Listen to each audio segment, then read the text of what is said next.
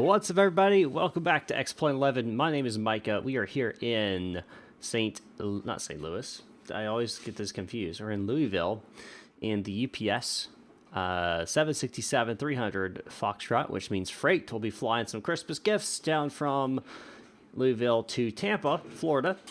Give them their Christmas gifts before Christmas so that we won't have a lot of upset children. Merry Christmas, happy holidays, everybody out there. Thanks for joining me today. We're going to get started here in just a second.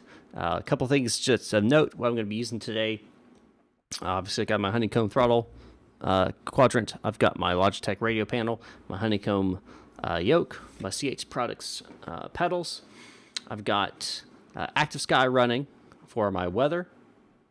I've got XPilot also loaded up, so for VATSIM connection, and I'm using APSoft Airplane Toolbox for all my calculations for takeoffs and landings.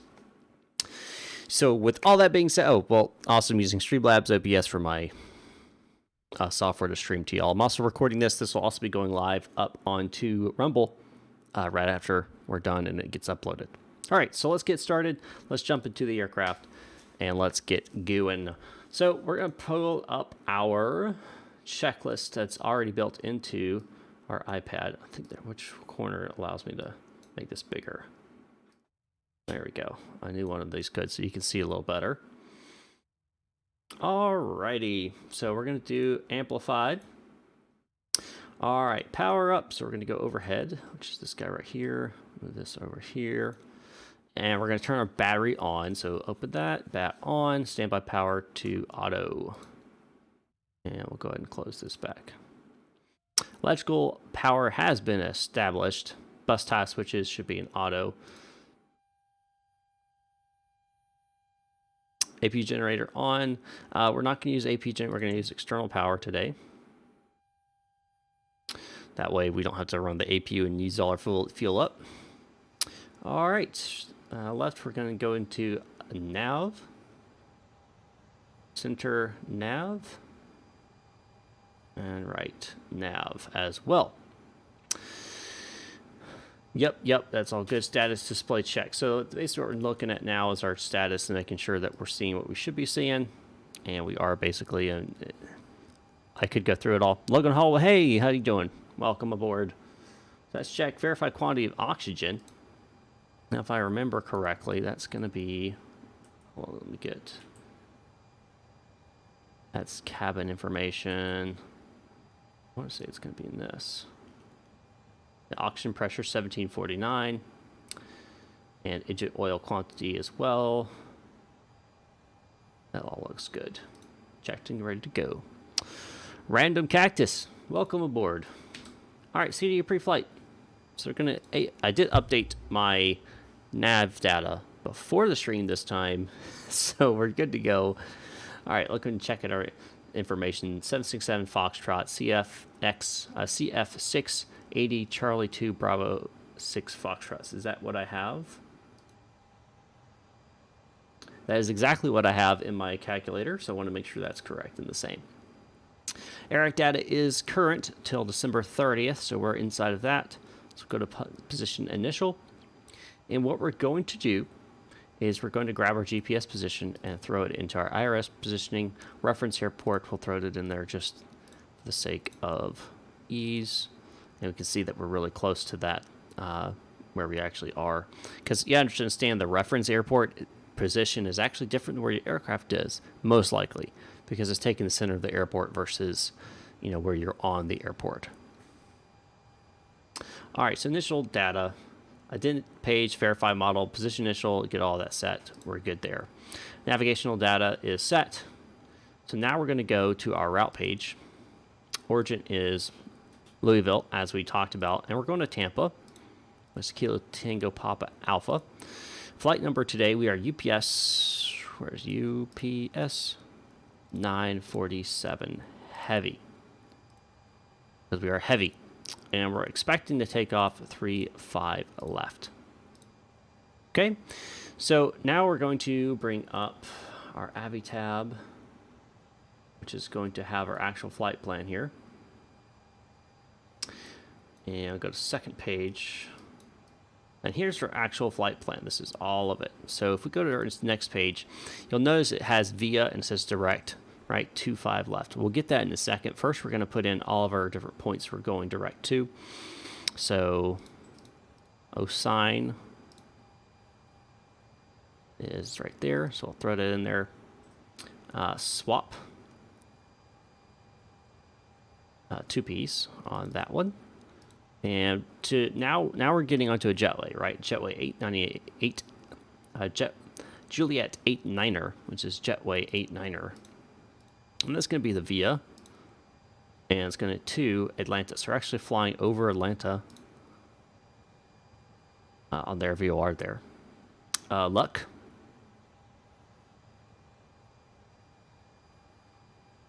And that's a direct. Go next page. Direct to HOND. HONID. And then we're going to have direct to Heaven and Maddie 2. But that's a part of the arrival. So now we've done the route. Go ahead and it wants me to execute. I'm going to first go to departures here. And we're going to be the cargo for departure. No transition. We'll be on 3-5 left. I think go to arrivals. And we're going to be on the Maddie 2 via the Heaven. Expecting ILS 01 left. And now if we go back to our route, activate and execute. If we go to our legs, you'll see we have everything imported here. Make sure we have no discontinuities. Oh, there's one right there. I think it's going to be a, yep. Go, it's clear. Vectors is fine. If you see vectors in the boxes, that's fine. That's like you would actually be vectored by ATC. Okay, that looks good to me. That's done. That's done. Correct RMP for departure. So basically all you're doing on that is making sure that you're in compliance with your departure information. And if we go in here, airports, and we go departure, and we're on the cargo 4. All you're basically doing is checking that you're going to be at the appropriate, altitudes or speeds as restricted by your departure, right? So on this, we're looking for, if we look, let's see. Yep, that's fine. Above 10 to, yep. There's no real restrictions or anything, so we're in compliance there. Performance data. So we're going to go into initial, and we're going to pull our information. I think we should be able to pull our gross weight now because we're already loaded. And let me go back to the charts here and grab my fuels. Okay, so my reserves, add these two together. It's 9,000.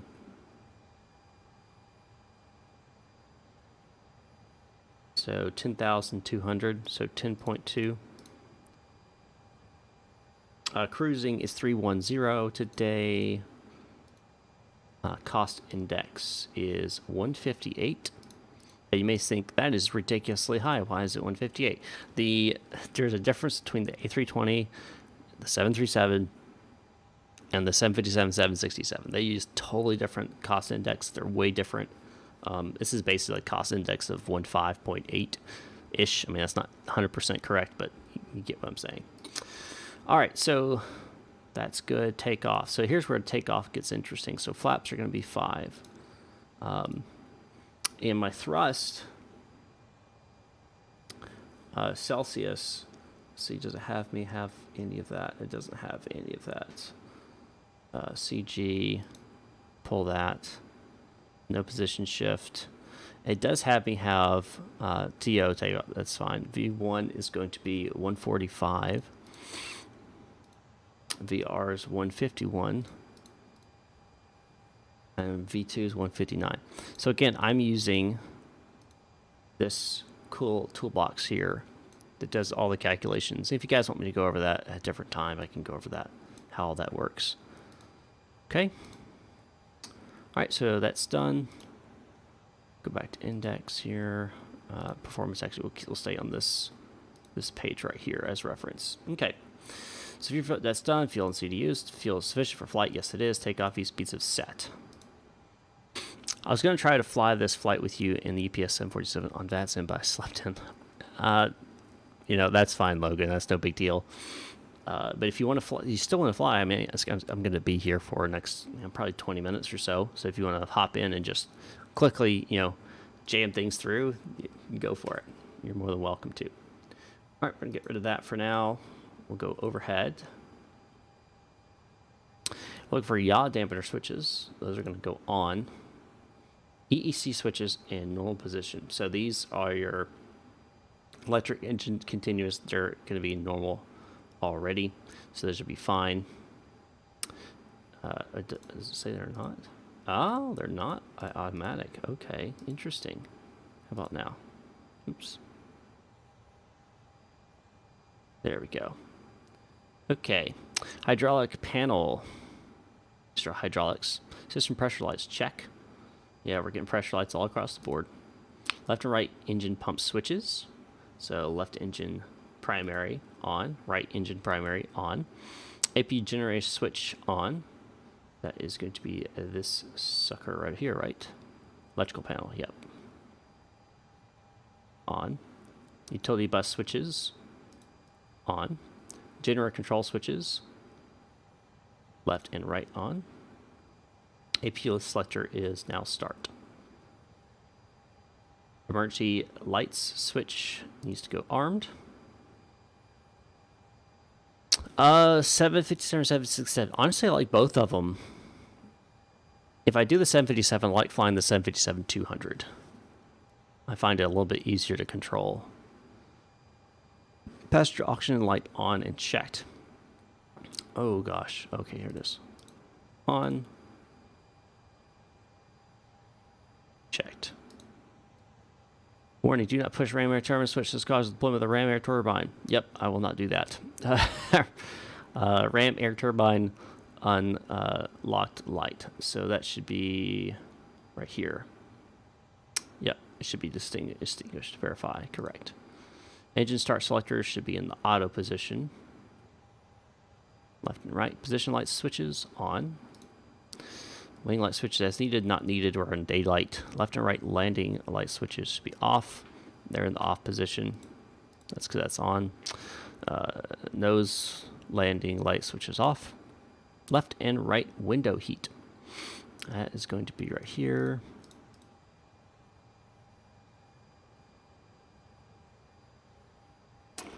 Excuse me. Okay. No smoking selector. Go to auto. And we're going to do the seatbelt signs. We're almost done here, guys. We're almost done. Not really, but we're almost done with the overhead panel. Auto rate, we're going to set that to the little, I don't know what you want to call that. Triangle, diamond, whatever. All right, auto rate control. So our landing altitude is going to be basically 0. I think it's 10. Go auto 1. Set forward cabin temperature controls right here. So we're going to go to auto. I mean, there's no passengers on board except for the flight crew. So flight deck cabin temperature controls again. We like a little toasty. Trim air switches on. Recycle switches on. Back controls go into auto. Isolations coming on. Engine air bleeds on. AP air bleed on. VOR DME switch auto. Where the heck is that? Where is that at? That's not on the overhead. No, it's not. Okay. Oxygen test.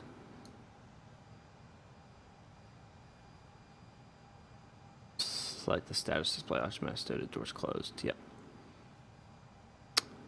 Okay. I thought I did do that. Whatever. Oxygen pressure check. Yes. All that's aligned. Good. All that's aligned. Flight instruments set altimeter next to verify the flight instrument indicators are correct. So we're going to set the altimeter. To do that, it's actually down here. It's a little easier to see it here. So we actually have right here inches and then HPA are going to be inches. And right now we are at 3010. So we're going to set that. I'm looking up. You can't see it, but I was pointing with my hand. That doesn't help you. 3010. All right. And we're going barometric on this guy. And we're going to set this to 1600 is our MFRA.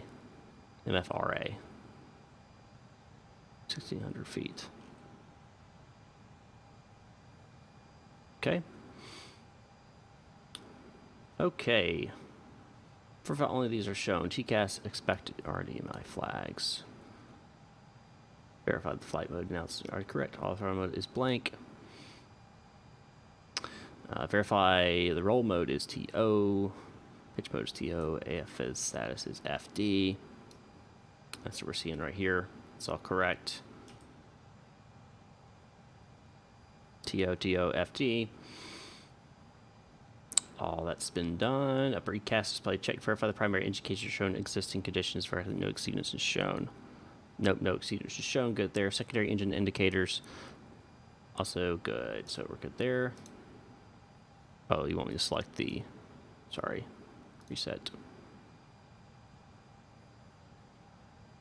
Did all this. Already did all this. Oh, when you reset, it resets it back to the...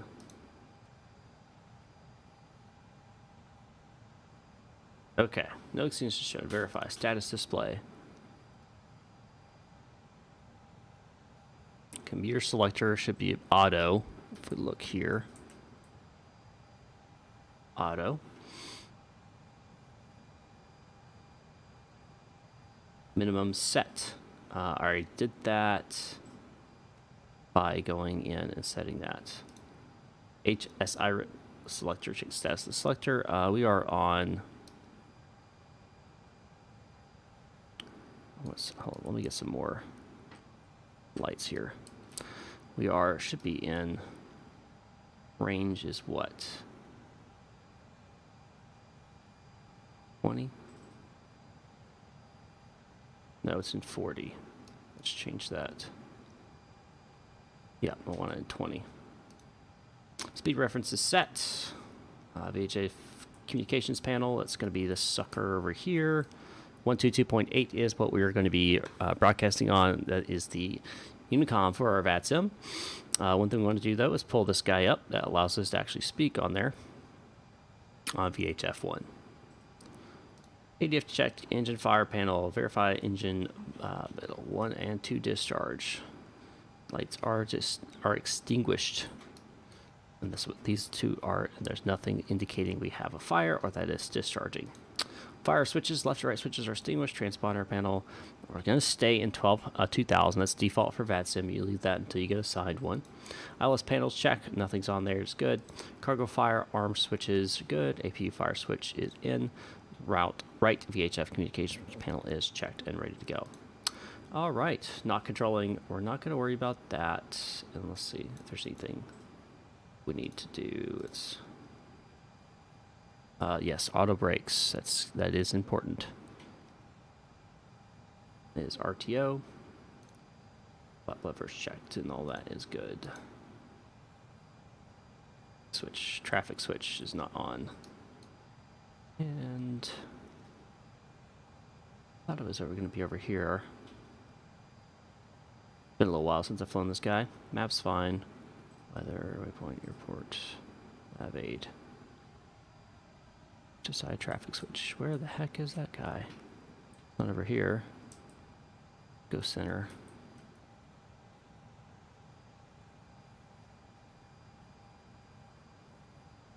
Weather. trying to remember where the traffic switch is. I don't see it. It's probably right in front of me. I'm not even seeing it. Oh, take up. See, all the HSI controls are right here, but I'm not seeing what it's trying to reference.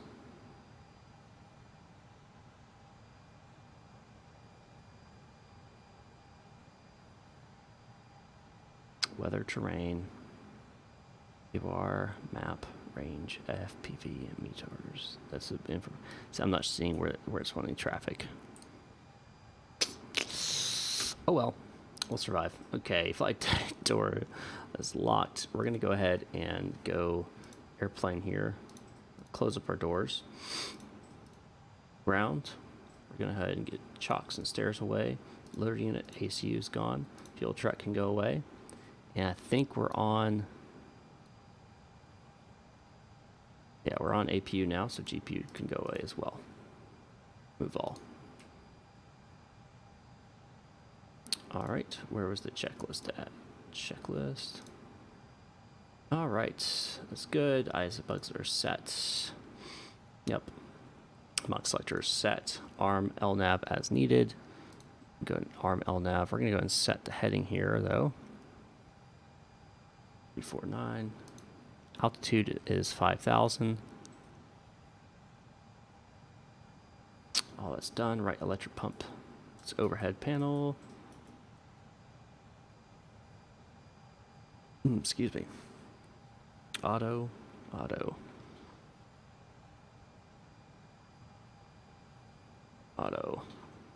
Left field pump switches coming on.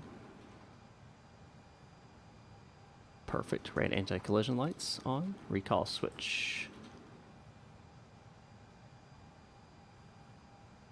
Push. Recall. Trim checked. We should be in 4.4.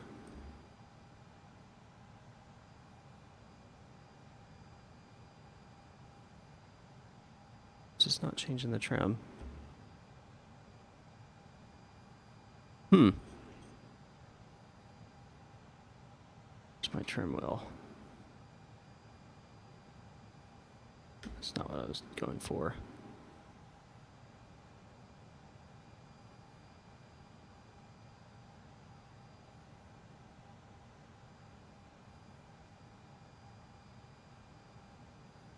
Yep, do it. Let's see. Oh, that's not change anything. Okay. Engine start secondary engine selectors should be on. There we go. Pack controls off. All right, let's get pushback. Pre-plan pushback. We're gonna set it right here in the center of the taxiway.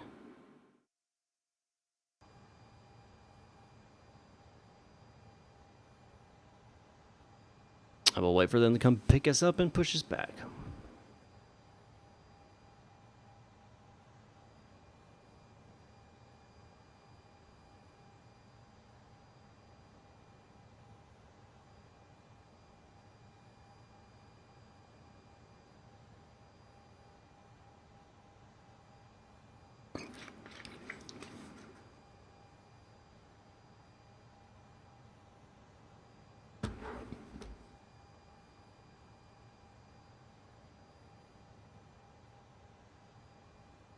I think I want to bring this a little closer. My default view. That way I could see the PFD a little bit better.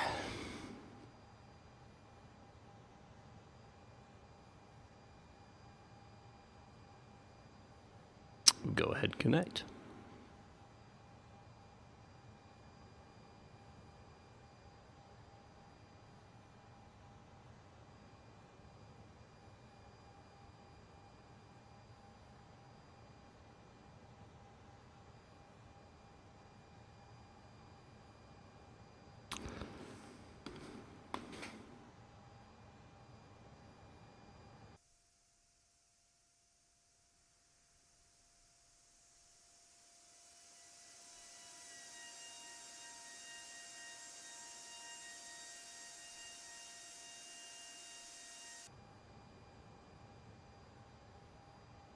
Alright, parking brake is released.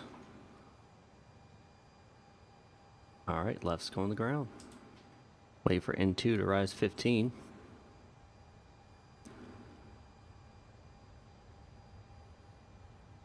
There it is. Left is run. Prepare to cut off if it goes too high.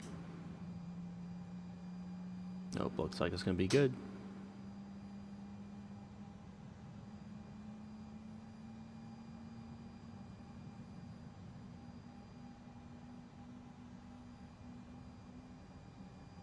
Now we're on the left generator. Left engine is active and it's in idle.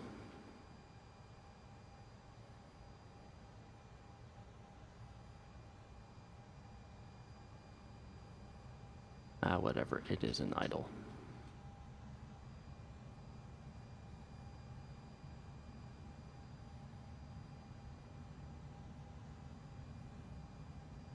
Yep, we're good.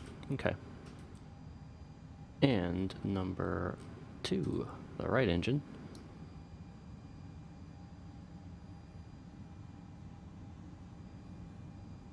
$14, $15, add fuel.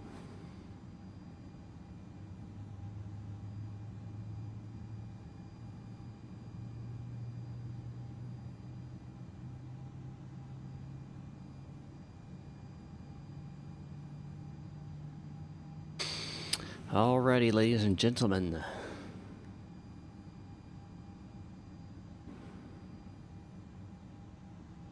Won't be long now.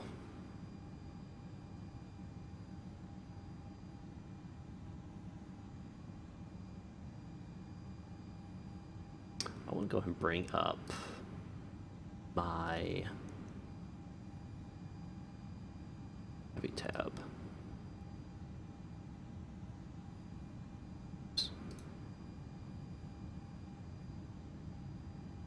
Airport. Okay, so this is where we're at. We're going to 3-5 left. So we're going to taxi via Bravo 3 Bravo. Bravo 3 Bravo.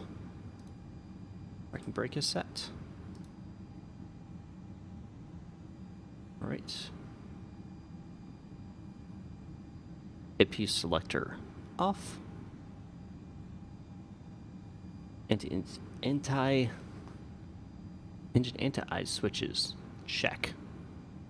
Those are, where are those?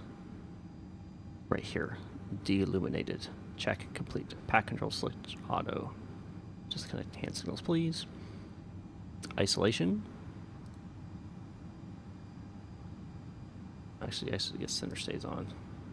APU bleed switch off. Status select. Flap lever set to 5.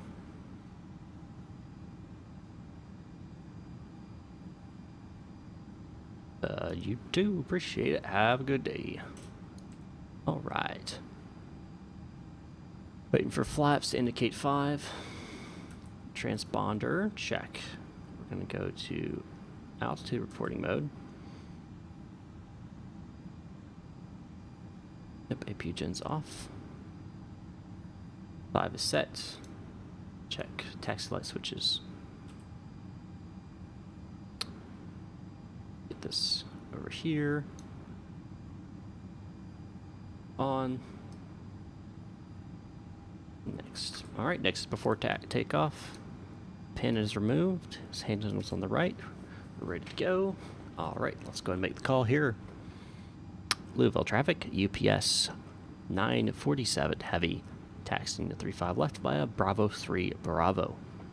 Louisville traffic. Disconnect park brake. And Brady Sears, what's going on? Add some throttle to get us moving.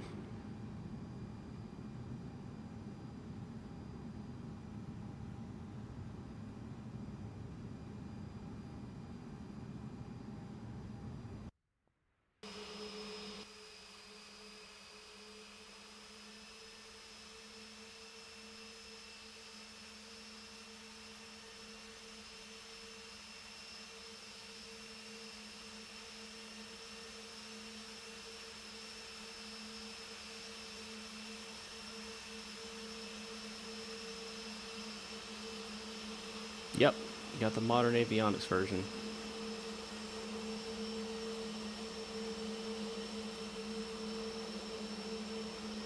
I think this is the right. Is this the right way? Nope. That's okay. That's all right. I turned too early. Hey, Ryan.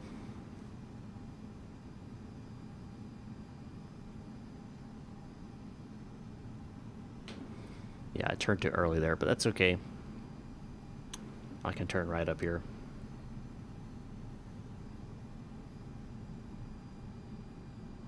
I did not expect it to turn so quickly either. Turned pretty much on a dime. Pretty much on a dime.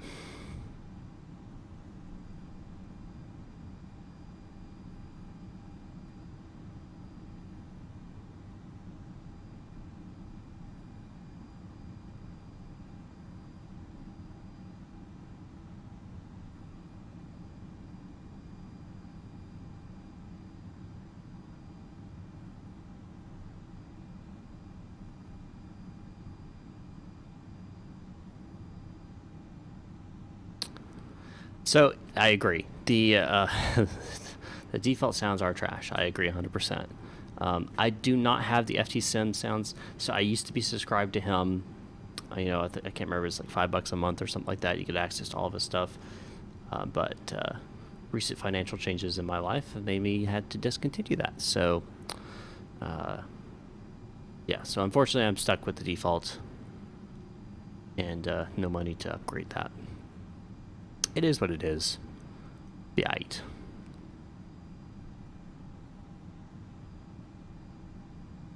Alright, we're going to hold short here, bring up the checklist again.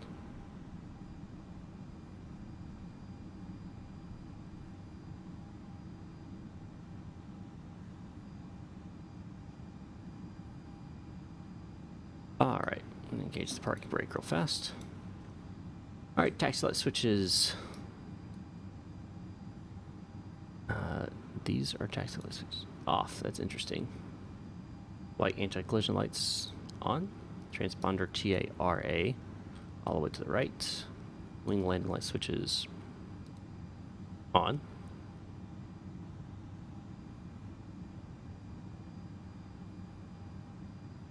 I hear you on that. So I have heard the A300 is pretty dadgum awesome. By any. I've been told that's pretty awesome. That's just what I've been told.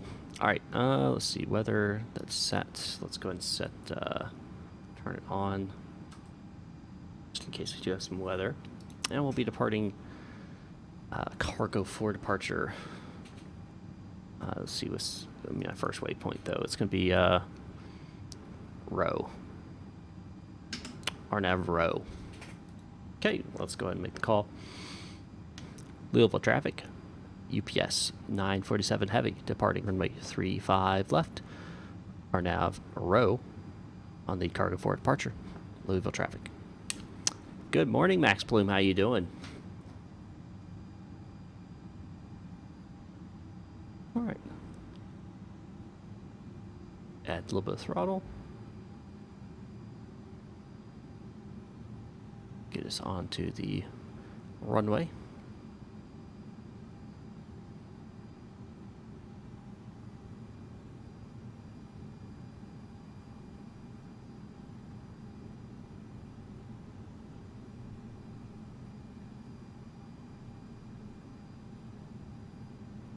Left is clear, right is clear. Now I have the add-on airport for Louisville, and the runway does not look right at all, just FYI. So just ignore that.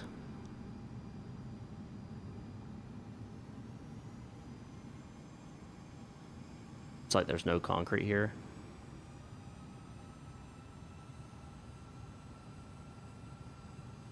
I don't know what's going on with that.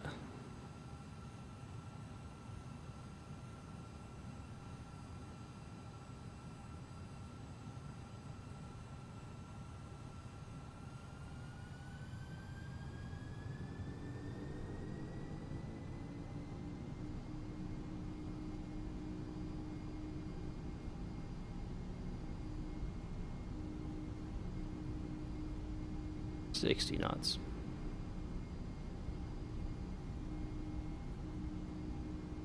$80 knots, cross check.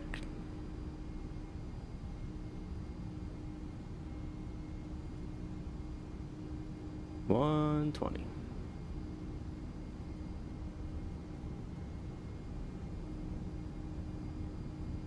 $140.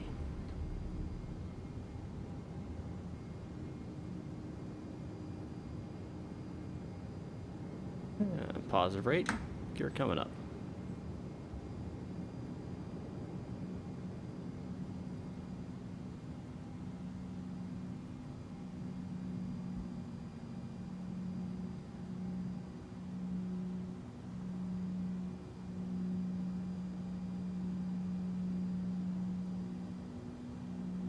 MFRA. And start making our left-hand turn. Autopilot engaged. Vertical nav engaged.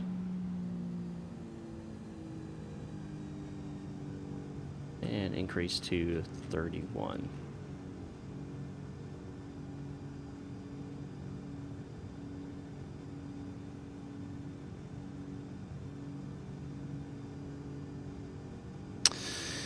The A300 is apparently the best add-on you can get V2 for free when it comes out if you have V1. Oh, that's nice.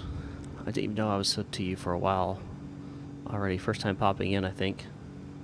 Well, welcome, Brady. I didn't know. Well, thanks for being subbed, even if you didn't know.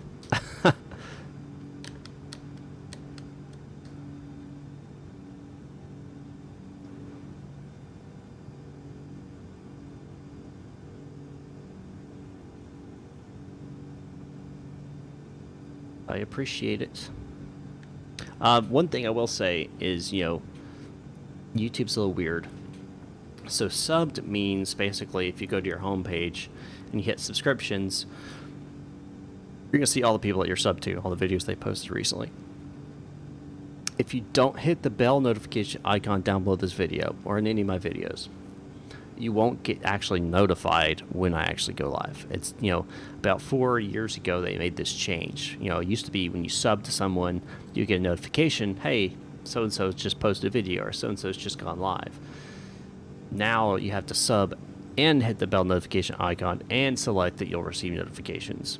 It's just added another step, and I don't like it. I wish it was like you sub and it automatically added notifications and then you could like opt out. That to me makes more sense, but you know, I'm not in charge of YouTube, that's for sure.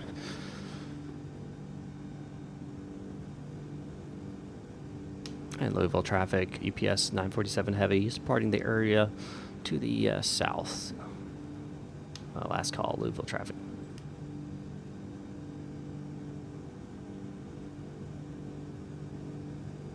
All right, so we're gonna head out of here and head down towards Tampa. Nope, wrong button. There we go.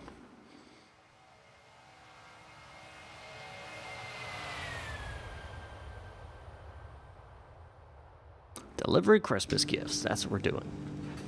That's what we're doing today.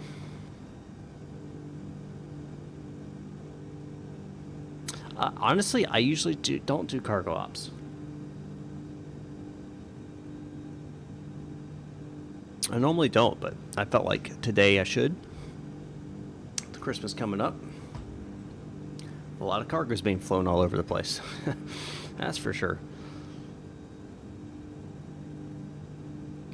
Alright, I'm going to reset my heading selector. Approaching 10,000 feet.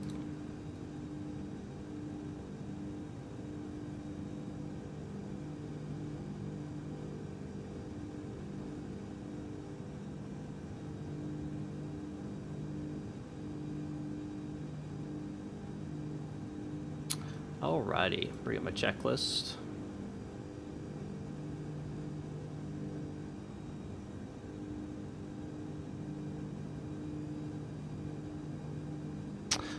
Boston to Philly, the 319. 319 is a great aircraft to fly. I enjoy the 319.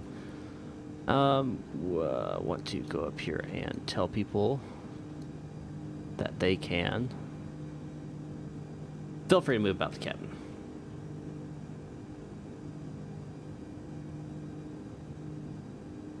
Now, I think there's messages in here, but I think they're awful. I want to say they're awful. I thought there was like PA options.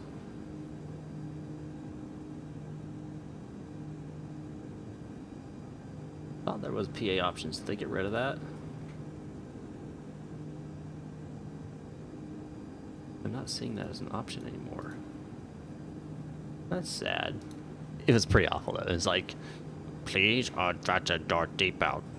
That's awesome. It's awful. I know I had gone in. I had actually recorded some myself of myself talking and replacing it. Do you have the 787?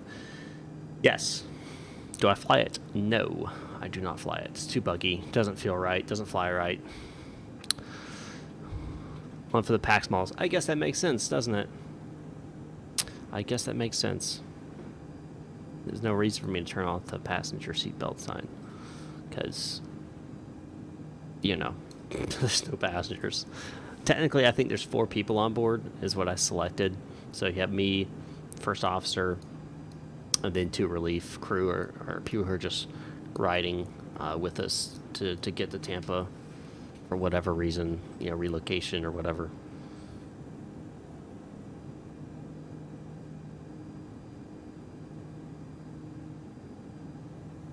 Now we may pass through Memphis Aerospace. I don't know 100% if we will or not. Oops, wrong button.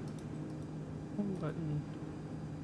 So I want to make sure that we're 133.65 just in case. From your whole experience with X-Plane 11, I want to say it was the transatlantic flight I did in the 747 from JFK to Heathrow. I think that was the longest one I've ever done. Yeah, pretty sure that is. I'm not huge on the super long flights. I like hour to 2 hour. Like that's why I like to fly. Keep things interesting, but also not be like super rushed.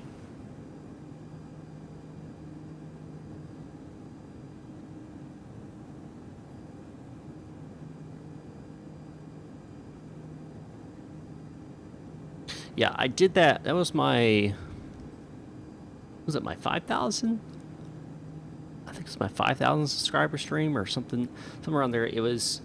I flew over to Europe, and on the way there, I was building a model airplane at the same time.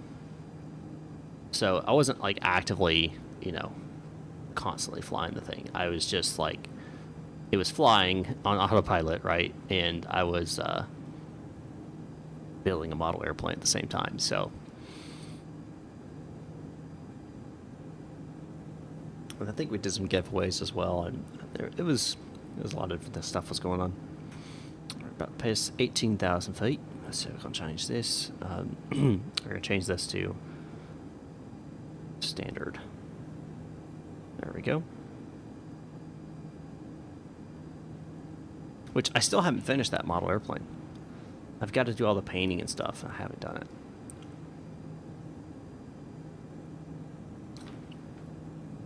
Maybe we'll finish it on the 10,000 subscriber stream or something. If I get there. If I get there.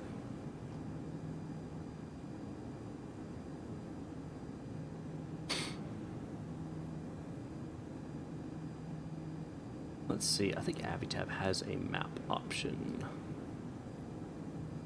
Yep, they do. Maps.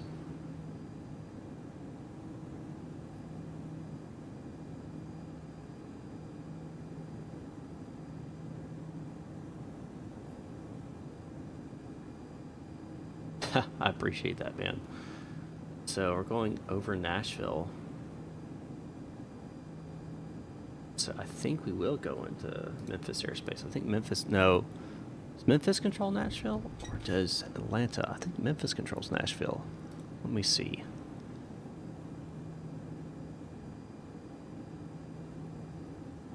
Oh yeah, we're going to go into Memphis airspace for sure. Cool. Because Memphis airspace comes like this. So we're going to fly right through it.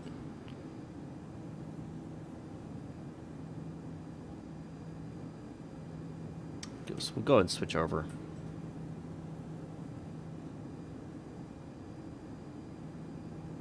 Citation 626, readback is correct. Call for taxi. You can expect runway 34 right, the Jackson altimeter 3015. Citation 626, runway 34 right, taxi via Echo Charlie.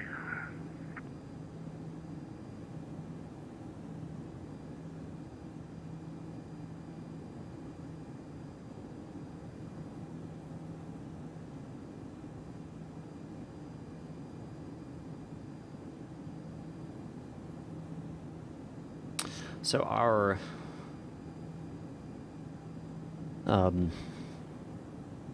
flight time was 1 hour and 40 minutes. I think is what it was. Southwest 2170, turn left heading. So we'll be flying for a little while. Windows for the ILS runway 2 center. 050 heading vectors for the ILS 2 center, 2170.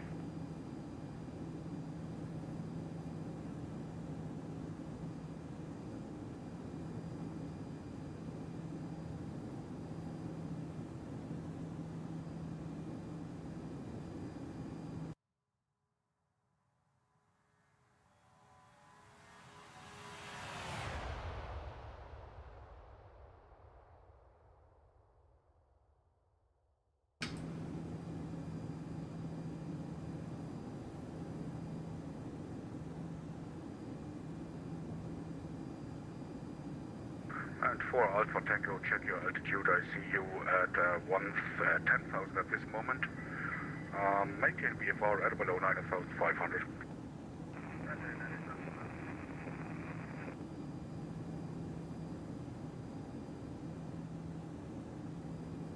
Southwest 2170, you are 7 miles from Loretta. Maintain 3,000 feet established on the localizer, cleared ILS runway 2 center approach.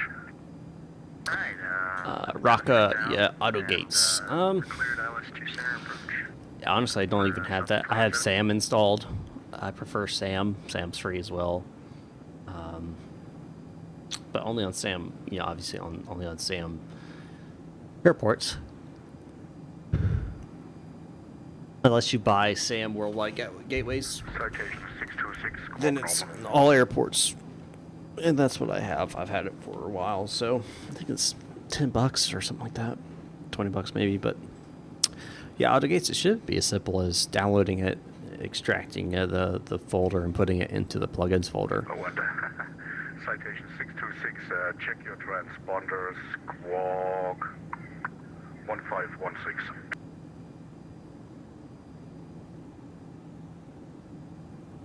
Yeah, here we go. Yeah, it's perfect now.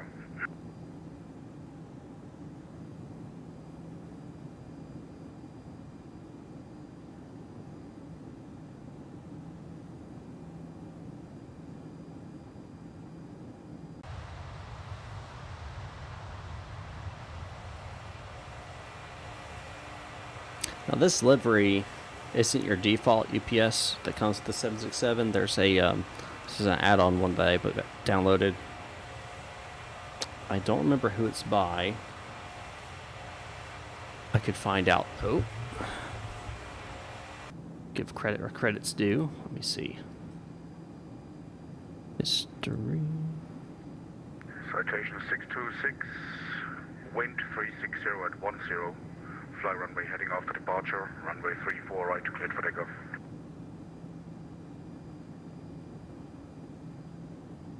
Here it is. It is by CoolBub123. CoolBub123. I will drop the link for this livery in the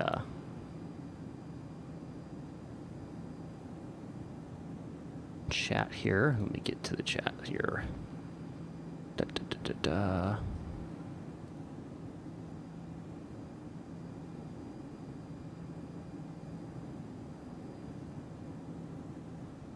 There is the livery. Southwest 2170, contact Nashville Tower 118.6.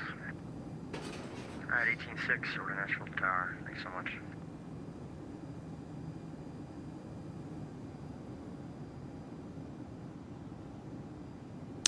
Island into Philly. Is it that bad weather?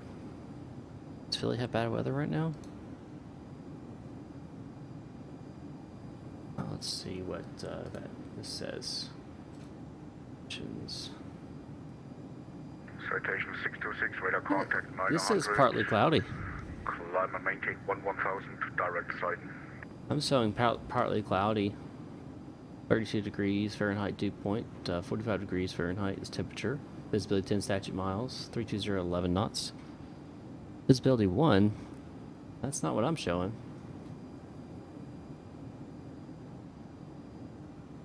Clear below 20,000 feet.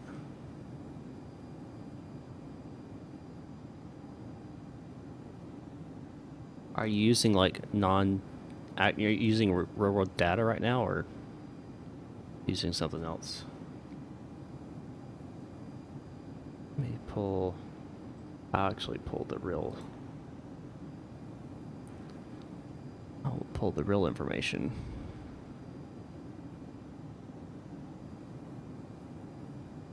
Visibility 10. That's what it says in real life. I think your weather may be goofed. I'll be honest. Because I just pulled the real world weather and it shows 10 statute miles of visibility. Active sky showing 10 statute miles of visibility. So I think your weather may be goofed. But hey, if that's what the simulation is giving you, fly it. See what happens.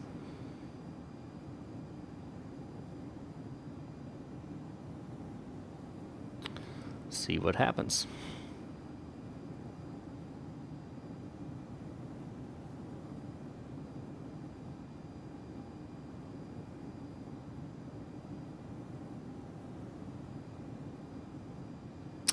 Progress page.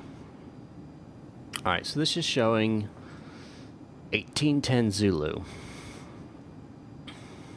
It's currently 1653 Zulu. It's an hour and 15 minutes. So hour and 15 minutes I'll be in Tampa.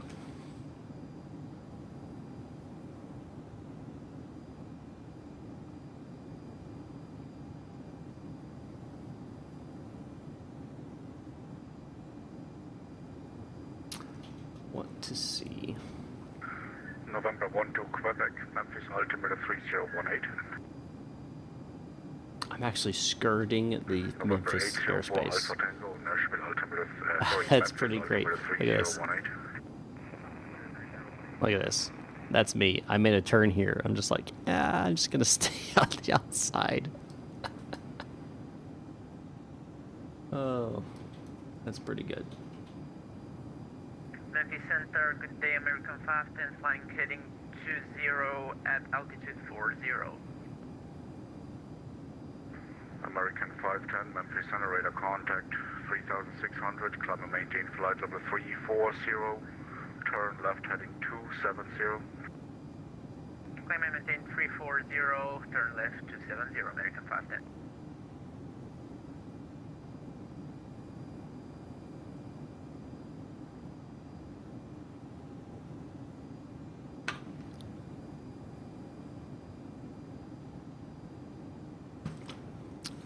Hey, now, listen. All I'm saying is that all those packages that got thrown off into their ravine, it wasn't UPS, it was FedEx. So I'm a UPS fan over FedEx. I've never had a problem with UPS. I've had a lot of problems with FedEx. How do you skip the training process on VATSIM if you already know how to work things? Aviation Geek, are you speaking on the ATC side, or are you talking about on the flying pilot side? Because you don't have to go through any type of training to be on the pilot side. The stuff on the website is all optional. You don't have to have all that. There's all that certification stuff that you can get. That's optional. You don't have to have all that. You can jump right in and go. I do recommend going through the training because it is very useful information, but You don't have to do it. Not unless they've changed things, but as far as I know, you don't have to do any of that type of training. Not on VATSIM. Not on VATSIM. Now, I don't know about POSCON or the others. I don't know. IVO, I don't know. VATSIM, I know you don't have to. It's recommended. They very much encourage it, but you don't have to. That's my understanding.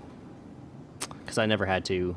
I know when they made this training stuff and the certifications, endorsements and stuff, that's pretty cool. It's just added on. There's nothing that, like, it's not a requirement, though. In fact, I still need to go in and send a copy of my pilot's license into them so that I automatically get those certifications added. You know, stuff and things to do. I've never done it.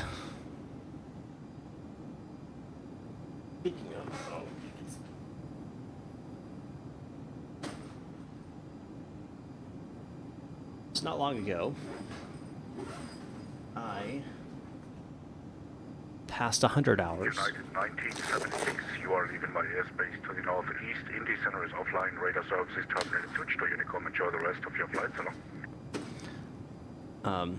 This is my pilot's license. I'm not showing my number because, you know, whatever in my information here, but November I've got my 812 pilot's Quebec, license. You are cleared into the Memphis class Bravo I need to airspace. send this in, or a copy of it.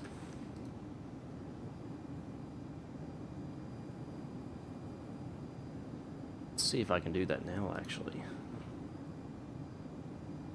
Why not? Why not?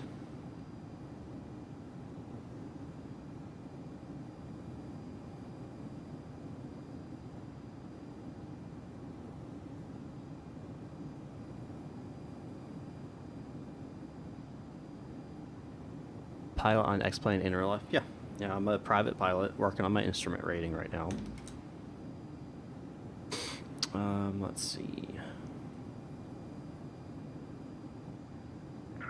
November 812 Quebec, you are cleared into the Memphis class Bravo airspace.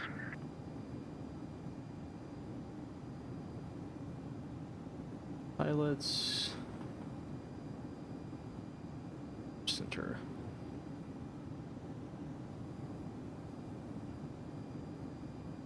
Okay, so sorry, has been. Thank you for helping me set up the Zebo 737-800. Your videos are very helpful. Thanks. You're most welcome. That's why I do it, and I'm glad I was able to help. For sure.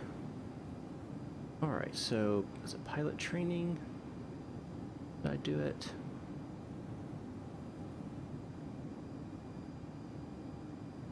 Yeah, okay. Yep. Private pilot. Okay, yeah, so let me, I'm about to do this so I can get it done. About to do this so I can get it done.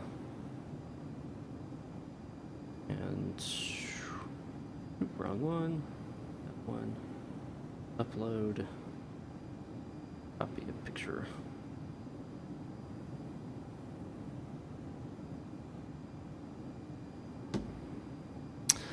So there's a process you can upload your documentation and automatically gives the certifications in there. So gonna get that cert, baby. All right, let's go in here, drive. I know you can't see this, guys, but ooh. Download, save, file, downloads.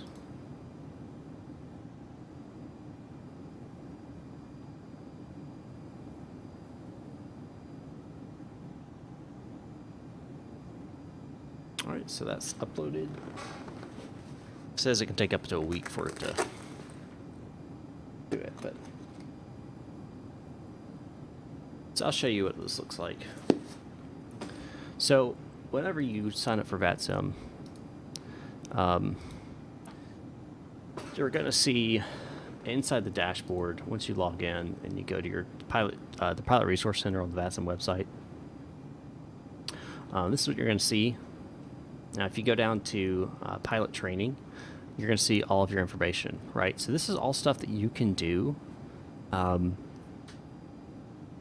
to kind of like, it gives you like a certification in VATSIM. Does it really do anything? Not really, but it does show up, and you are able to see it, and you know, it just gives you that level of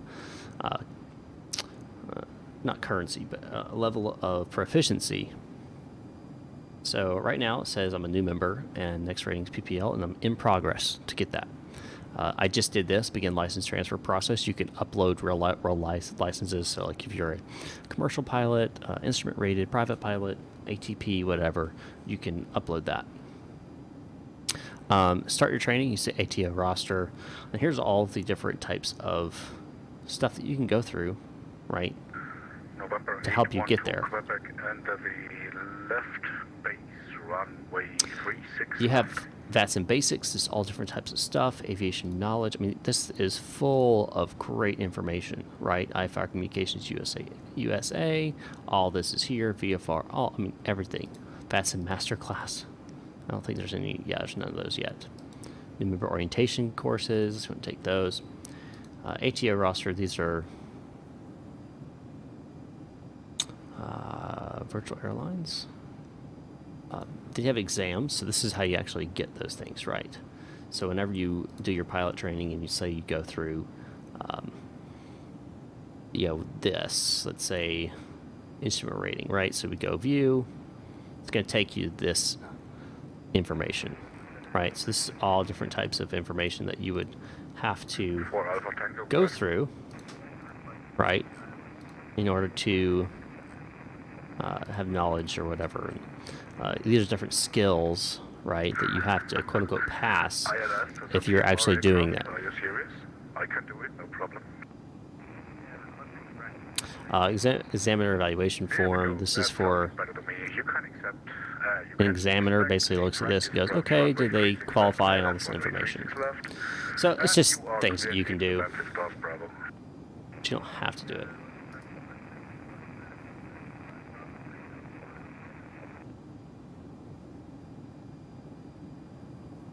It's optional, not necessary, but it would be beneficial for those who want to do it, for sure. Got my chemtrails activated. Just joking, guys. I'm just joking. I will say that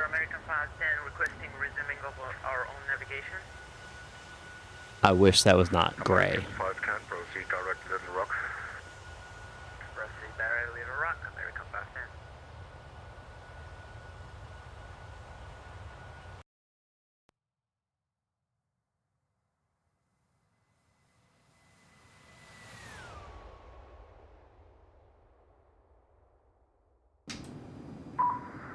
Center 700 Sierra Bravo with you at flight level. We're at 3,200 going to climbing to 4,000. Citation 0 Sierra 1 Bravo, hour to go. Welcome back, radar contact 3,000.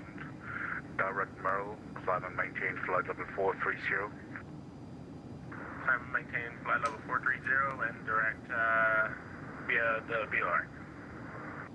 I would say intersection, it's called Merrill, but you can also go direct to Margaret if you want direct. Longest flight was from JFK to Heathrow, and a 747. That's in the X-plane, of course.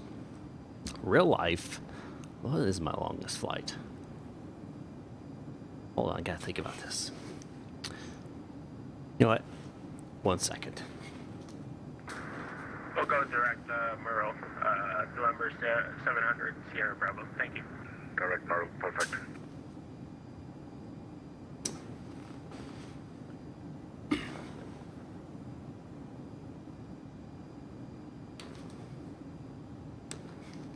Okay, pull up my iPad, which has all of my flights I've done in it. Maintain this heading, that is perfect at this moment.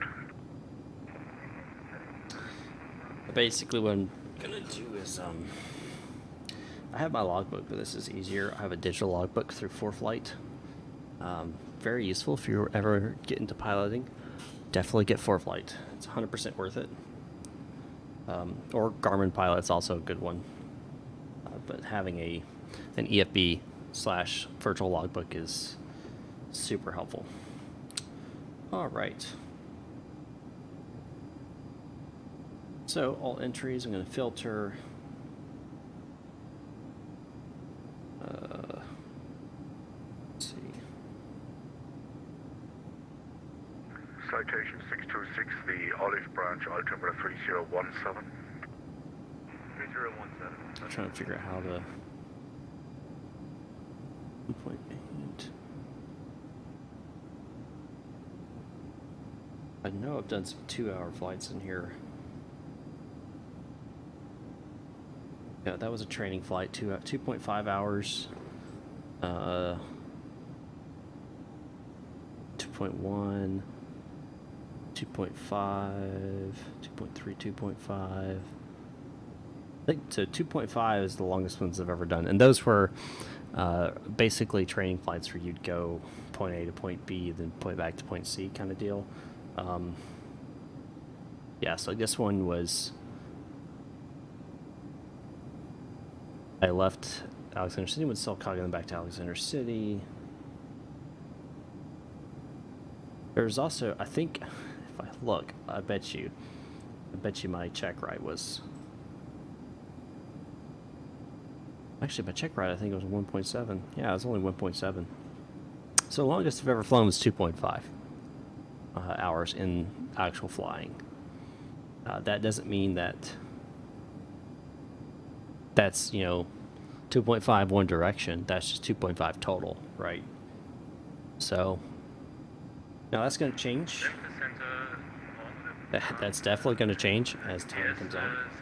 I've got some plans for some long flights I want to do. My aircraft is a Cherokee 140. It can hold roughly 5 hours of fuel. And then in 45 minutes reserves.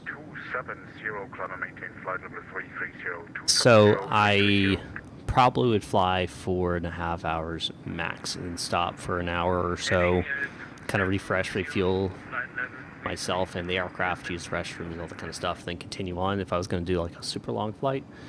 I think the longest flight I have planned coming up would be trying to think.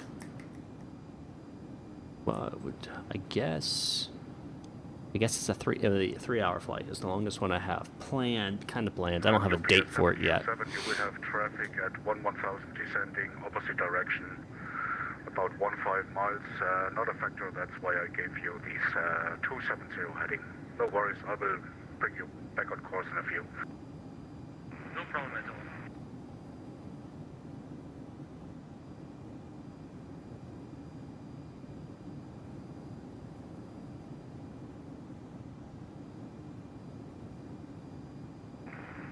Ask me for a specific climb rate, or because I'm just going to 2,500 feet per minute?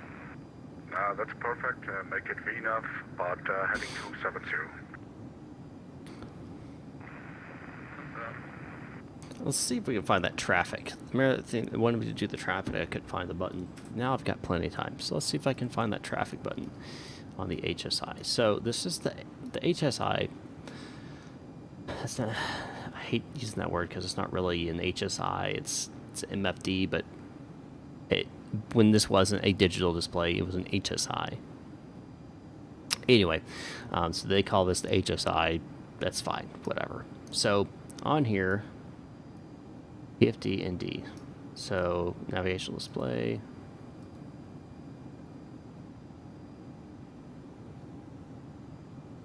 Yeah, that's brightness. Let's see. Yeah, it's brightness. Okay. UPS 7007 heavy traffic is no longer a factor. Proceed direct Montgomery. That's Mike Golf Mike. Hey, I've actually been to Montgomery.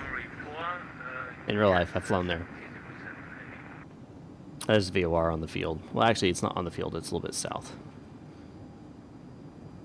Sergio Gonzalez. Yeah, this is the 767-300 Foxtrot model, which is freight model. But yeah, it's a great aircraft. Oh, here it is right here. I just found it. Traffic. Oh, there's one. Shoot. Look at that. November 804 Look at that. Alpha Echo, fly to the east, fly to the east.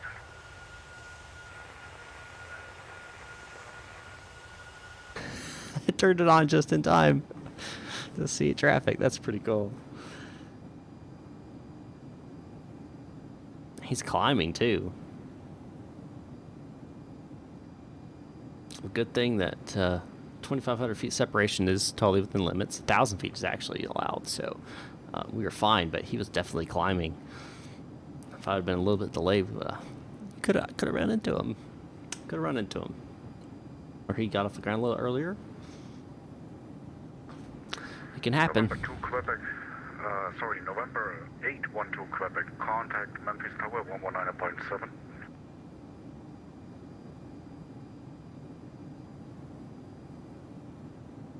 Let's increase our range here. That way we can see out a little further for traffic avoidance. I'm just thinking, I turned it on just in time. I mean, I didn't have to traffic avoidance, but it could have happened. It could have happened. It was close enough to be, you know, concerning. But now I know how to do it in this guy, so not as concerned anymore.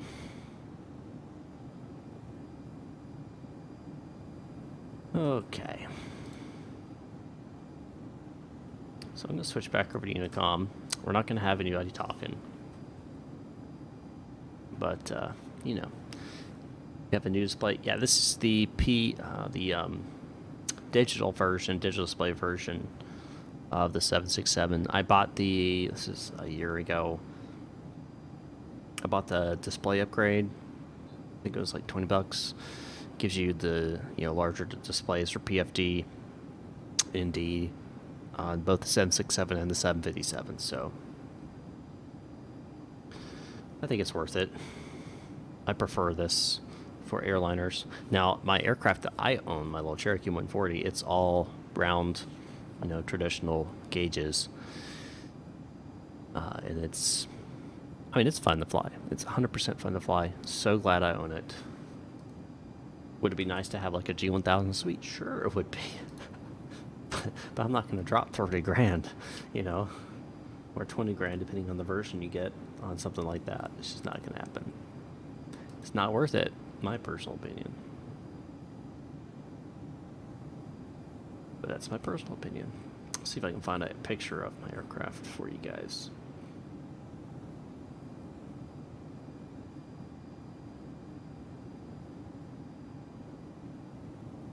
That's a video. You guys haven't watched my videos on in my plane. I have videos on there. I'm also accumulating a bunch of videos. I've been doing a lot of upgrades. I'm going to start putting some of those videos together. Stuff that we've done. Captain Horn, how's it going? Going all right. Oh, here's something that's kind of cool. See if I can show this video. So I was at my airport I stay at, my aircraft's at. We have an RE base that's about maybe 30 or 45 minute flight away. They do all the helicopter training there. So this UH-60 came in. They're taxiing right now.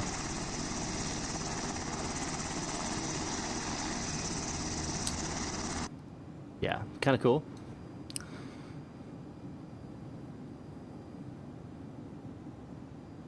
Here's a video of my plane. Let's sure we got here we go. So this is inside my hangar.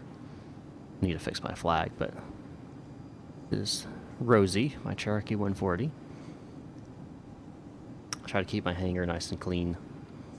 This is, I think, after I cleaned it. Yeah, I was showing. I think I was showing my wife that I cleaned it. So, but yeah, that's my plane. Oh, here's a video of the helicopter coming in and landing. Here you go. Here you guys go.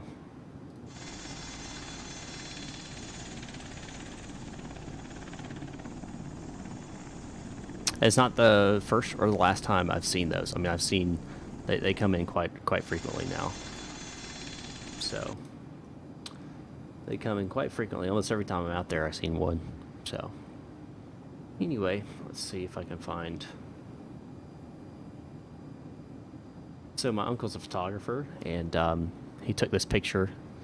It's me and my wife are up in there, and we circled his home, and he came outside. I let him know, hey, we're going to be flying over, and came down low and circled 1,000 feet above the ground, and he took some pretty cool pictures. We got a couple more in here. So it's pretty neat, pretty cool. So anyway, adventures of being a pilot, right? Here's some pictures of me actually flying over. So his house sits right. Oh, Atlanta Center's online. Ooh, yay! All right, let's contact him. We'll go back to the pictures once we have time. 132.97.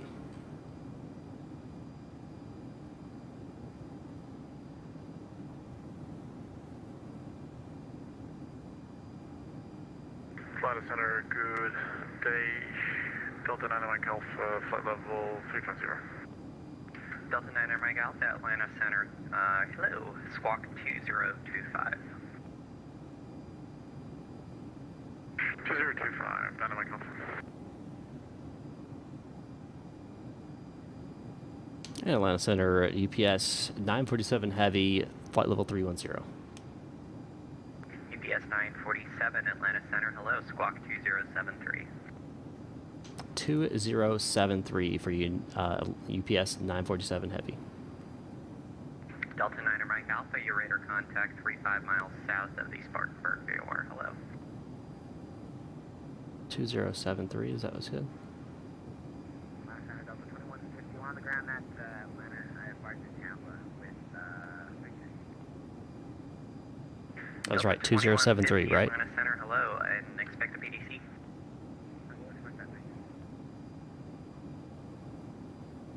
Or was it 2703?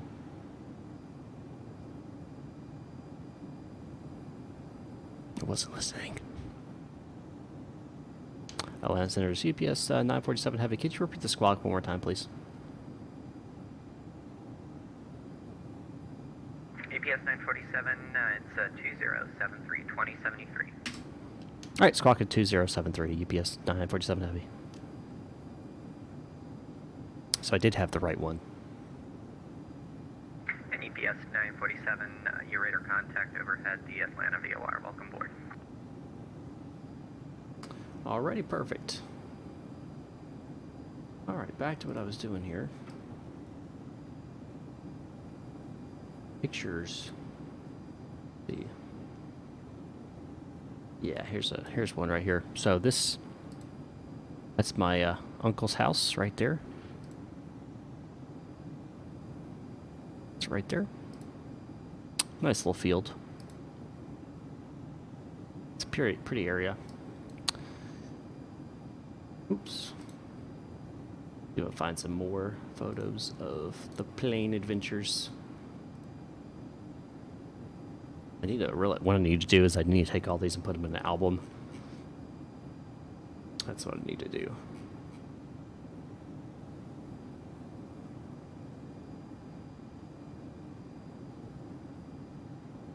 There's a lot of stuff that goes on with airplane ownership.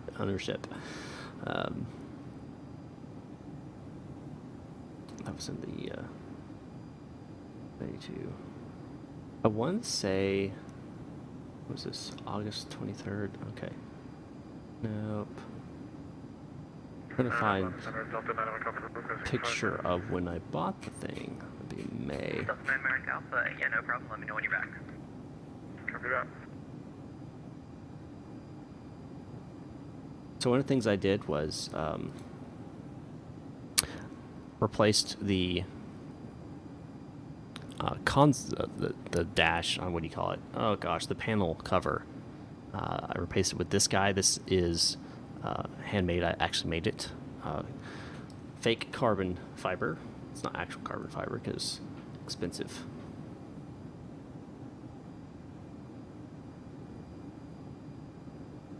That's what my panel looks like. Not 100% what it looks like right now because still stuff has been done, but kind of what it looks like. Atlanta Center, CAN Force 717, requesting IFR to Toronto Pearson, and we have information, Victor. What it looked like CAN before. 717, See if I Atlanta can find Center, a thanks for picture. bid your expected PDC.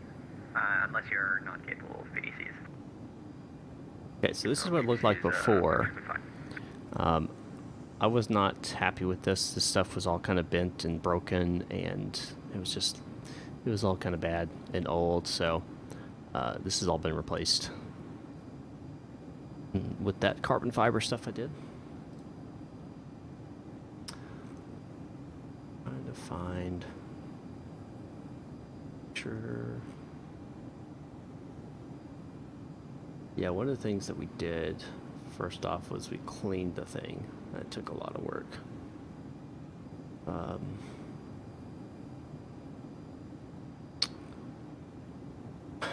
Okay, all right, here we go. So, I bought the aircraft in South Carolina, and I flew from South Carolina back to a home base. Now, this is what you're seeing right here is called the Georgia Public Safety Training Center. So I used to be a police officer in Georgia, and so I've actually spent time here. And this is the high-speed track where they practice pit maneuvers and stuff like that. You have the cone driving course right here. These skid pads are a lot of fun. You get on there and you get to like hydroplane intentionally. Braking exercises there. Took a picture of that while I flew over. That is a power plant. I'm not sure if it's nuclear or not, but kind of looks like one. But these steam things, you know, it doesn't mean that it's necessarily nuclear. A picture of it. This is what underneath. You can tell it's been needs some tender love and care. That's for sure. This is what it looked like inside the aircraft when I bought it. Let's see if we get some more pictures. Nope, that's not going to be what I want. Atlanta Center, Delta 9, Micah, back online. Delta 9, Anyway, it's a lot of fun owning your aircraft, being a pilot in real life. Definitely recommend it if you can afford it. Don't do it if you can't afford it because it's expensive. Basically, expect whenever you buy the plane, add another $4,000 or $5,000 on top of it for the first year ownership of just maintenance stuff that you're going to end up having to do. Even if the aircraft's like perfect maintenance, there's going to be things you want to do with it. Replace this, make that better, repair that, add this, whatever. Southwest 324, you logged in at Southwest 24 just for your info if you want to swap, but if you want to just stay as on Southwest 24, fine by me. Alright, roger. I'm sorry, Atlanta Center, set squawk code again? Squawk 2055. 2055, Southwest 324.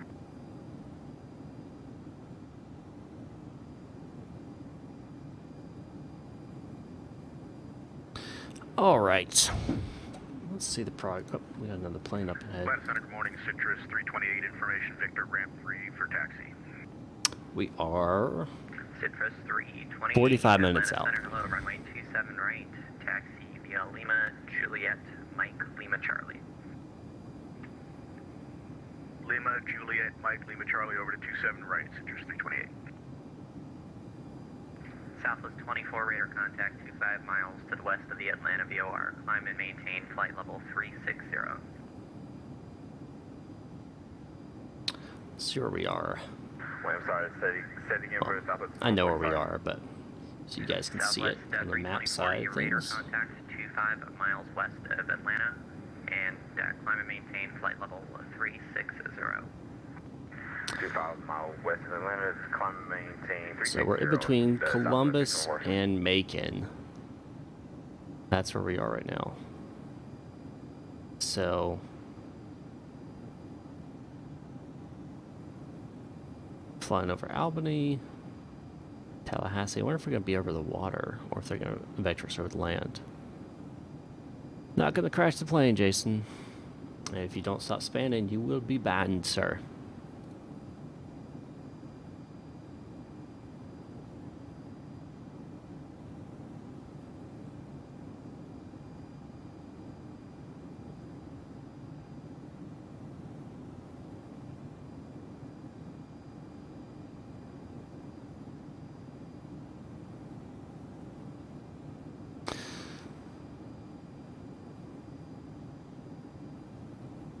Bog race, yeah, I am definitely. So one of the things that, if you do ever buy a plane, I do highly recommend is learn the maintenance side of things. If you're at all mechanically inclined, you can do a lot of stuff yourself, like oil changes and things of that nature yourself. You don't have to pay someone to do that. However, any type of real maintenance, you have to have an AMP or AMPIA do it. But here's a little, not loophole, but one of the things that the FAA does allow, is they allow you to do the work yourself if you're under the supervision of a AP or APIA. What that allows you to do is, you know, I'd fly my aircraft up to the airport that I have the shop at. I land there, then the A&P is there supervising me or assisting me in cutting down time, right? And we work on something together, or he just, you know, supervises, watches, and so forth. That has saved me probably over $1,000 already, if not more, because it's expensive. I think the shop that I go to, their shop rate is $72 an hour, I think, and that's just for labor. It doesn't include parts or anything like that. So you can imagine if you take an 8-hour repair and cut it in half because you are also there working on it, you just saved $280. So, you know, you do that a few times, you save yourself $1,000, right? So, which I have. So, I do highly recommend, if you can, if you're mechanically inclined, get into that side of things. Do it with supervision. Do your own stuff that you can, oil changes and so forth. Yeah, do recommend that. And yeah, I do have some videos on that. I have more video that I've never put out of other stuff that I've done that I need to start, like, putting it all together to have, like, some, you know, I don't know what the series would be called, but showed, like, the parts of, like, part 1, 2, 3, 4, 5, 6, 7, 8, 9, and then whatever ends up being of taking the aircraft and then, you know, adding stuff to replacing stuff and all that kind of stuff. I'm sure people would be interested in that. I know people would be because I had seen other channels do it. So, I know people would love to watch it.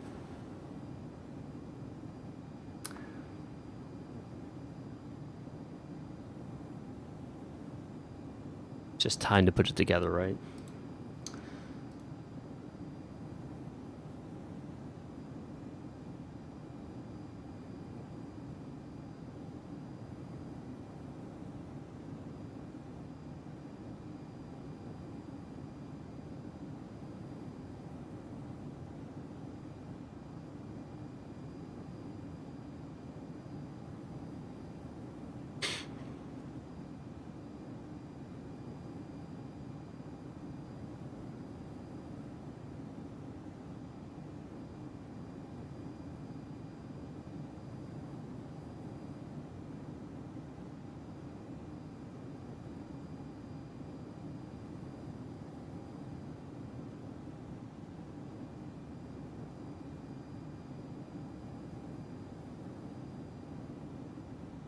Atlanta Center, UPS 7007 Heavy on a direct to Montgomery 4, radial 308, flight level 330. UPS 7007 Atlanta Center, hello. Hello. Hello, I forgot that. Atlanta Center, Citrus 328, holding short of runway 27 right, ready for departure. Citrus 328. I am looking forward to the new X-Plane Good Deeds Fishing. 12 is looking promising. Now, I don't think it's going to be as pretty as 2020, but I do think that it's going to look better than 12, better than 11, and the systems are going to be even more detailed, which I'm super happy about. Maintain 10,000. Expect flight level 250 10 minutes after departure. Squawk 2064, and we will expect runway 26 left, and we'll call at north-south end of ramp. Delta 2021, the readback's correct, but you don't need to read back ECs for the future. Not a big deal, though. Word, appreciate it. Word. He said word. Oh.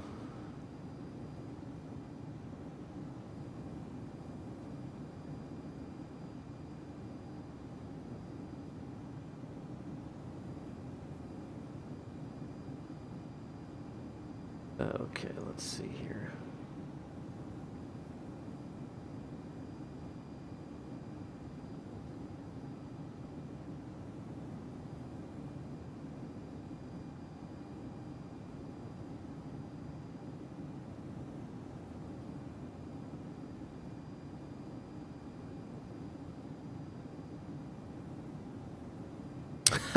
Code, yeah. Yeah, that's me. Saw me on VATSPy. Yeah, I'm flying. I'd be flying. I need to... Let's see.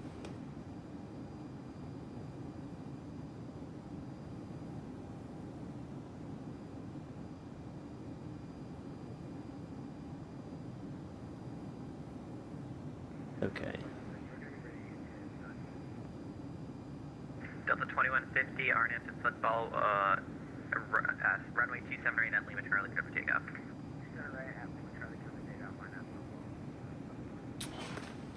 Actually, Delta 2150, correction, RNF to Sleigh.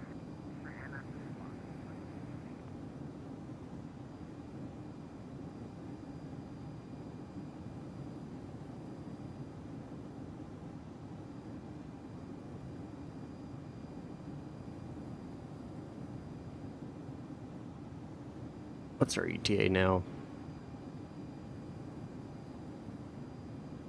Top of the scent is 134 nautical miles from now. Atlanta Center, CAN 4717. 1811 Zulu. Okay. CAN 4717. I enjoyed your 767 cold dart tutorial. I was looking for the part 2 particularly in the FMS you referred to in the cold dart. Did you ever get around to releasing that? I thought I did. Let me double check. I'll find out. Give me a second. If I didn't, whoops.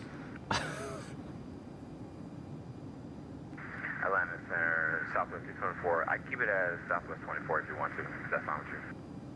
Yeah, Southwest 24, no problem. Roger. Okay, it says we do not cover it. Okay. Radar contact, say altitude. Did I say I would make another one? Passing 3,000, passing 4,000, and Or did I say that? 10,000. I will say this. Even though I didn't make one in there, if you go... Climb maintain 270, Citrus 328. EPS 947. I have a 757 full flight tutorial. Have a good flight.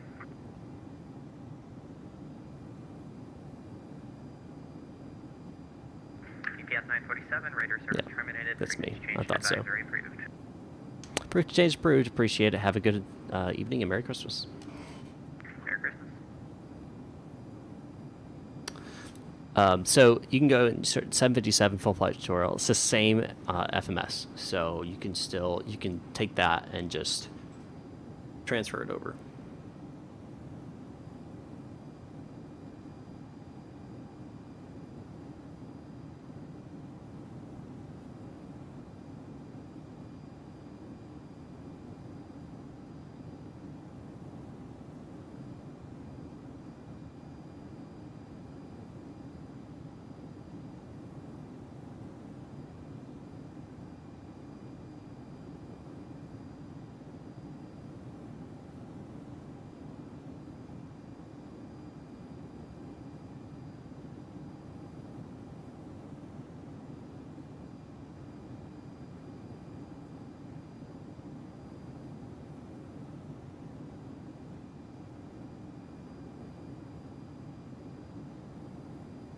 Miami Center's online, but I'll get to them.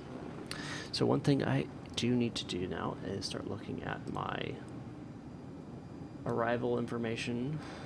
Print this out. Go home. Airports. Close that, and that. And we're going to be in Tampa.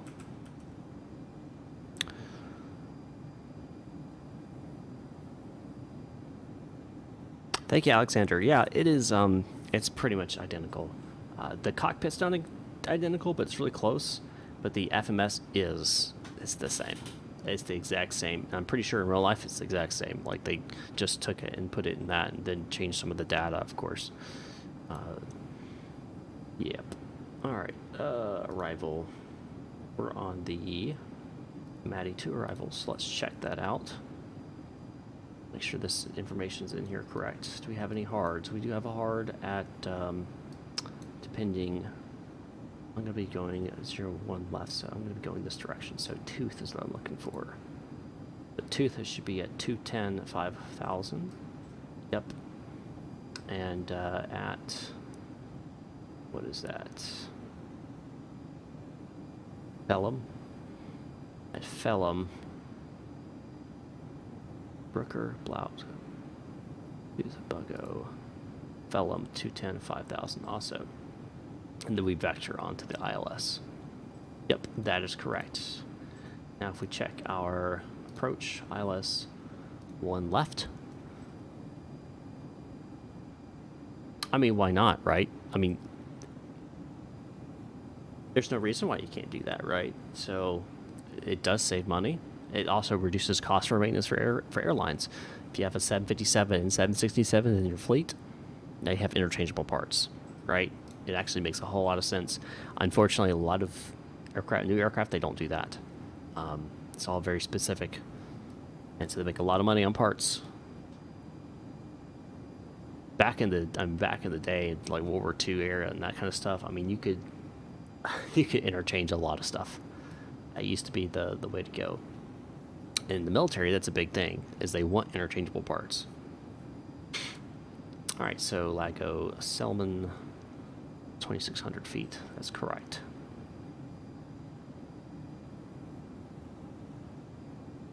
All right, so let's go ahead and we're going to reduce this to 2,600 in preparation for a descent. Actually, I think the next it's 5,000, so we'll set 5,000. Okay, but I want to go over this for you guys. I wish this would like extend down so you could see it better, but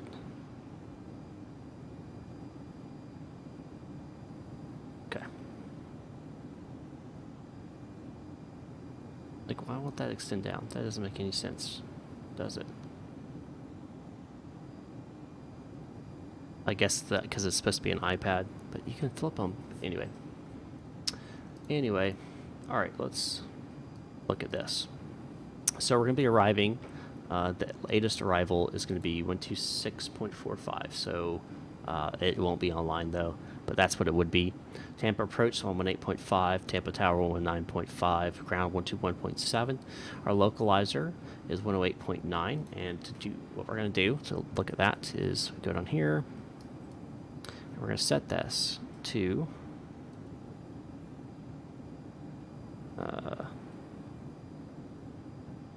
what is it? There we go. 118.9, right? Now the approach course is 007, so we're going to put that here, 007. Glide slope intercept is at Selman, as we saw, 2,600 feet. ILS decision altitude is 211, 211 feet, and we could verify that if we go down here. You can see that 211 is the ILS. If we didn't have the glide slope, if our glide slope was out and we were doing steps, which is what you're seeing here, then 400 feet is our missed. Okay, but we do have our glide slope is working as far as we know, so we can use this one right here. So we go in here, go to our, get this down and out of the way a little bit, and we can change our minimums down to 211. Like so. Oh, did I? It says 108.9. Did I put one? It's 108.9. That's correct. 108.9, 108.9.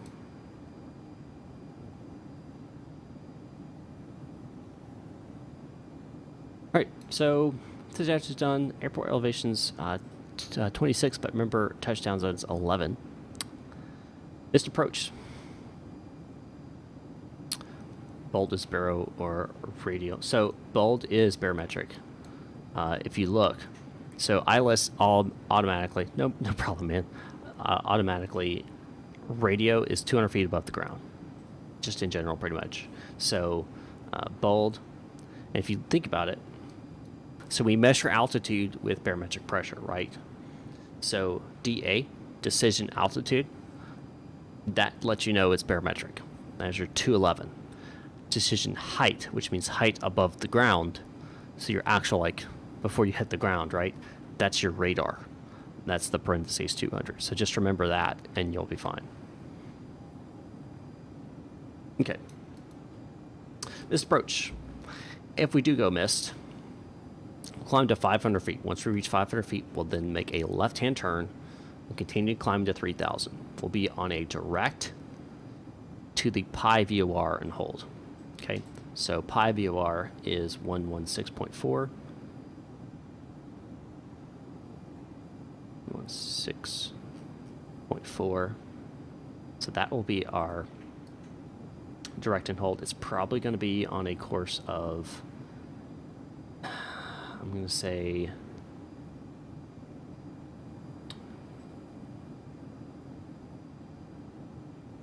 doing some calculations in my head. Hold on. Somewhere around 230-ish, somewhere around there. Because you got to remember, we're going to be on the radial of like 070, something like that, coming off the mist. But we'll actually be on the course of 230. And if you're confused about that, if you're confused about the VORs, I have a whole tutorial on VORs. Go check it out. All right.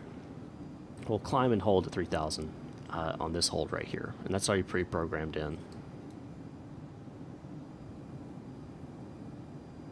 But notice the difference here. Notice how it's like we'll be flying in this direction. There's actually, we have to do a, oh gosh, I don't remember the name of it. But you have to enter the hole here. There's a whole thing on that. I've done a whole tutorial as well. Anyway. All right, so we've got that set. We've already gone over that. Selman, 2600. Zero, about 450, 540 feet or so.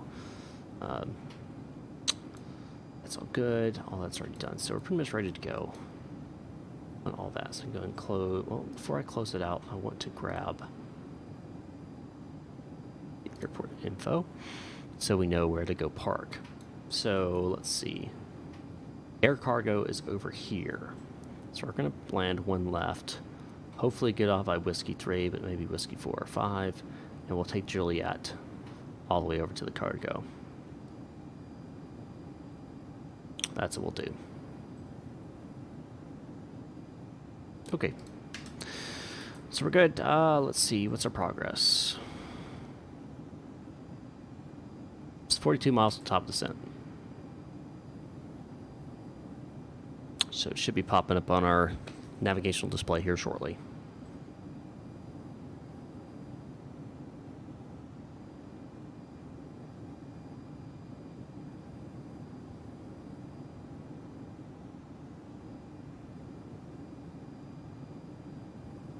We are going to be over the water.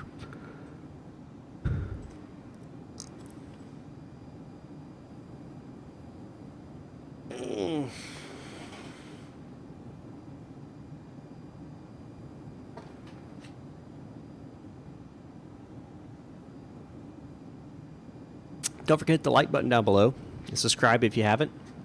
If you are subscribed, hit the bell notification icon so you get notified when we go live next.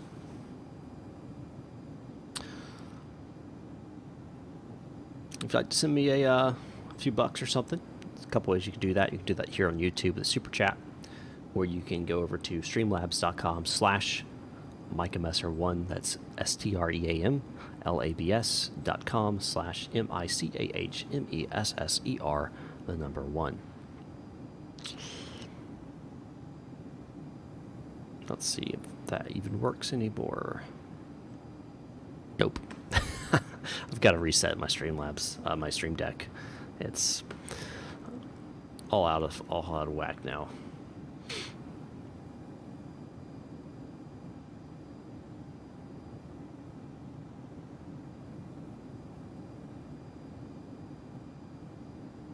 So one thing we will do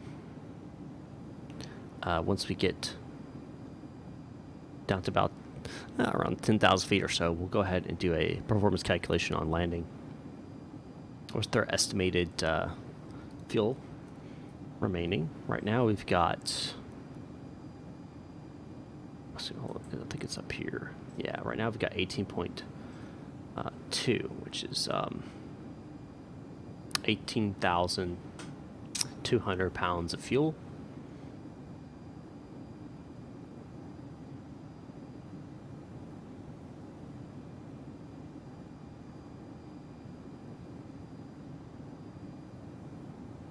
Probably gonna lose another 5,000, most. No, probably less than that. Probably 2,000 or 3,000. So, all right, 20 miles top descent.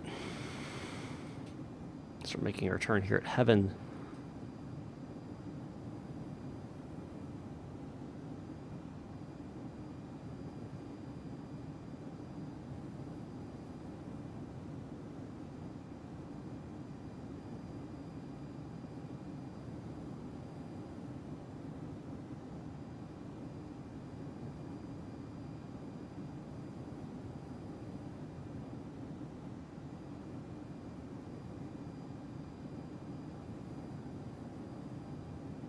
$15 miles.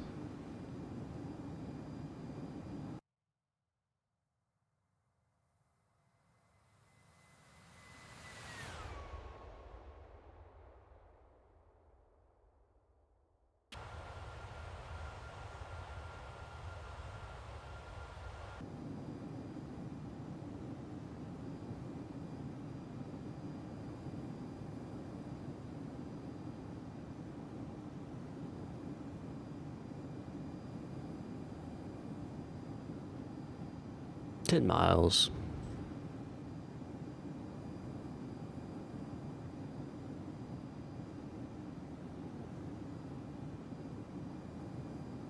Yeah, I never did. I never changed this. What is going to be... Let's pull that information, actually.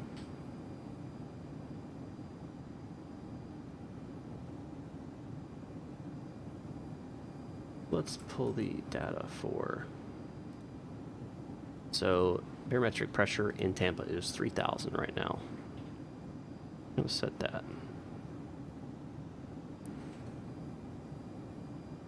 And I think it'll let me, yeah, preset that. 3,000. So we're expecting we're going to be landing on runway 1 left. This will be fun because we're gonna have a crosswind. Winds are 320 at 10 knots, so we're gonna have a left quartering headwind. So it'll be wanting to push us off to the right. All right, started our descent. FMC message. What do we got? Drag required. Copy that.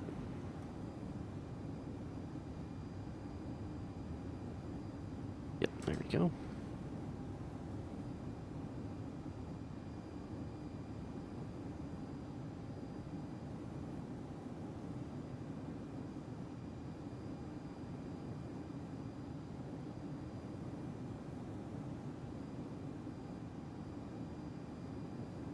So what is our gross rate right now? It's 325.9, so we're probably going to be at 320, let's say 322. So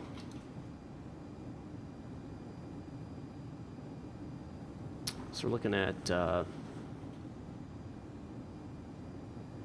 150, 150, 145. Flaps 30. 145 is what it's saying. All right. That's what I'm getting right here. So you have flaps 30 and flaps 25. Flaps 30, VAP's 150, VTD is 150, and VREF is 145. Ref is what we're going to put in there, 145, 30/145. We're looking at braking distance of manual, anywhere between 3,000, which is the shortest, to 7,860. Max 4, 3, 2, 1. We're probably going to throw it to a 3, which is about midway. That should be fine.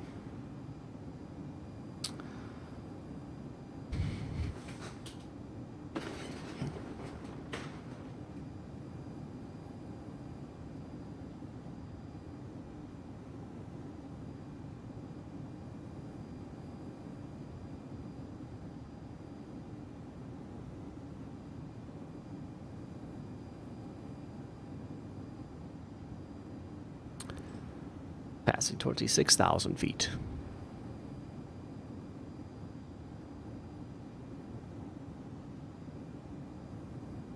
On our descent.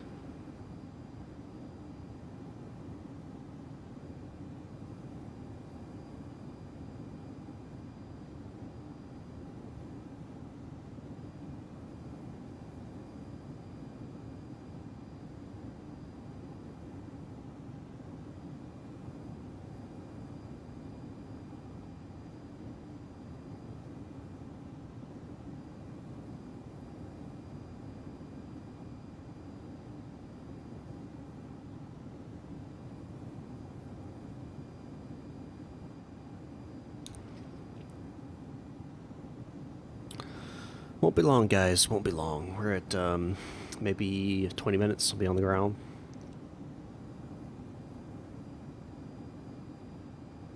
That's my guess. 20 minutes. So 1:13 Eastern Time. 1:13 Eastern Time, 12:13 Central. That is my estimated time of arrival. That's mine. Okay, 135.175. I did not know I would be inside their zone. 135.175.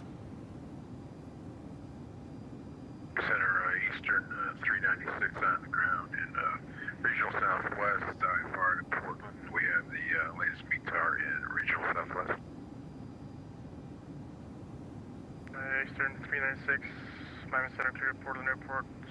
Shell 6 departure, Pulip transition as well. Maintain 4000, squawk 4577.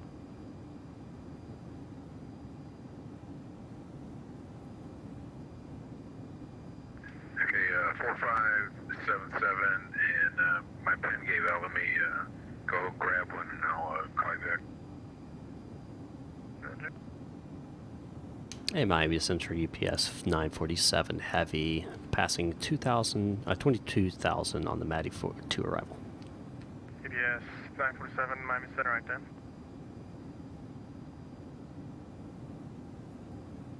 And ident for UPS 947. Miami Center, Southwest 1680. I appreciate the heads up on the pistol. I had that left hold on my FMC. Thanks. No problem.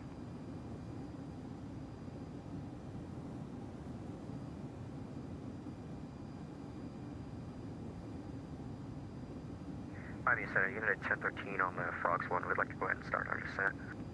Unit 1013 descent by the Frogs 1 arrival, Miami landing west, Miami altimeters 2, then 995. Descent by the Frogs 1 arrival and altimeters 2, 995, unit 1013. UPS 947 radar contact over play intersection descent via the Matty 2 arrival, Tampa landing north, Tampa altimeters 3000. Alright, send by the Matty 2 arrival and Tampa's landing north 3000 for UPS 947 heavy.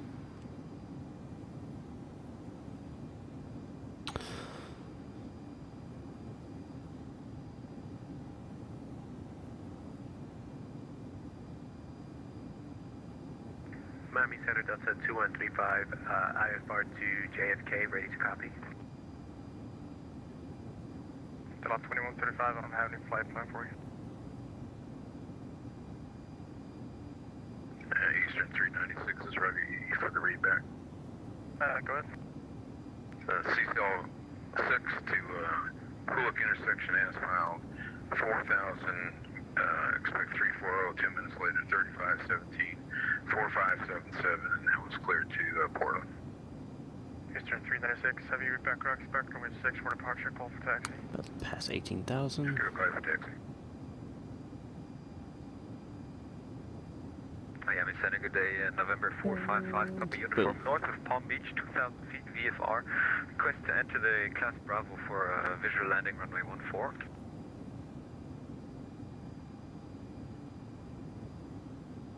We're 455, copy uniform, Miami Center, squawk 4503. 4503, coming down, 455, copy uniform. He hasn't given him entrance into Class Bravo yet. Gotta be listening for that. See, that's a big thing. You have to hear the phrase, cleared into Class Bravo. Virgin 6 heavy, radar contacts, altitude leaving.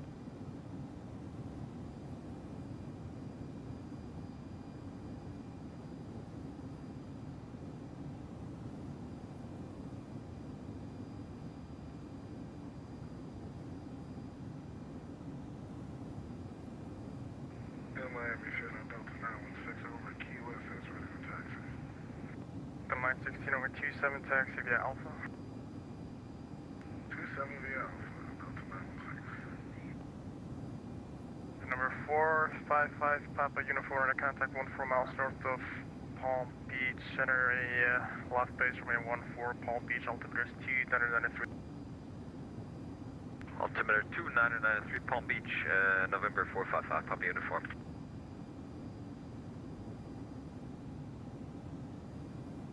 Miami Center, Delta 2135, IFR to Kennedy.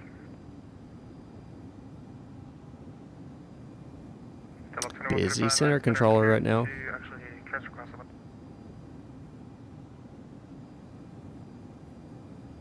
Busy center controller right now.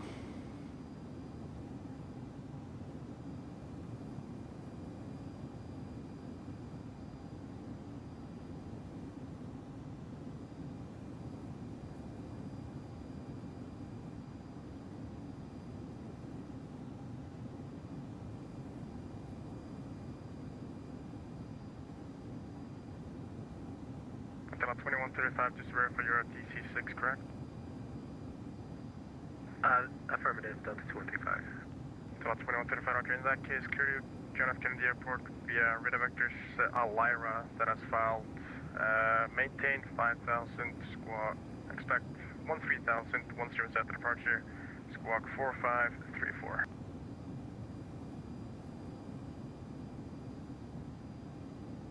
Okay, clear to the Kennedy Airport as filed climb via the Log 1 Lyra transition, maintain 5,000, expect 13,000, 10 minutes after departure, squawk 4534, Delta 2135. Delta 2135, almost. It's since the departure is selected as turbojet only, it's only going to be radar vectors Lyra. So radar vectors Lyra, then the rest is as filed. But the rest of the readback is correct. So if I'm hearing correctly, I removed the departure and just head direct Lyra. Yeah, it's going to be radar vectors Lyra since the stage you chose is jet only. So it's going to be radar vectors Lyra and expect runway 26 right for departure. Roger. So what he's talking about is certain departures, most RNAV departures. Expect ILS runway 1 left. We'll expect one left for UPS 947 Heavy. Delta 474, expect ILS Most departures are for turbojets only. Expect ILS 1 left. Turbojets only. So 737s, Citation Max, stuff like that, right? Southwest 1680, have a good day. Eastern 396, that cargo, regional Southwest, ready taxi.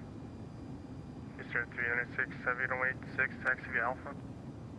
Runway 6 via Alpha. So if you're flying a turboprop or just a prop, you're not going to get that departure. You're going to have to do a different departure for that, or do radar vectors like he's giving. So just a little tidbit of knowledge there. Would that same thing apply for my arrival into Kennedy via the Carmen 4? Would I just remove that? Not sure. If you look at the charts, it would say turbojet only, or jet aircraft only, so I'm not sure how the Cameron arrival is into Kennedy. Roger, I'll check that out. Thanks, Delta 25.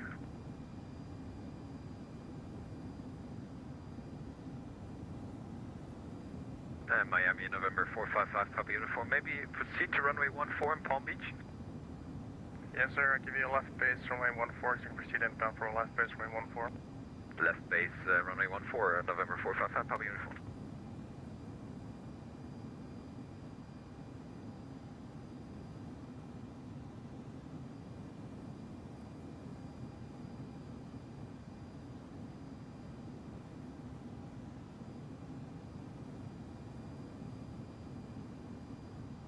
We're going to set our glide slope intercept altitude of 2600.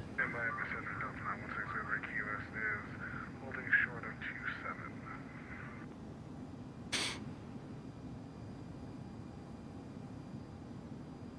Level 916, Roger. Wind 308, flying 010, runway 27, clear for takeoff.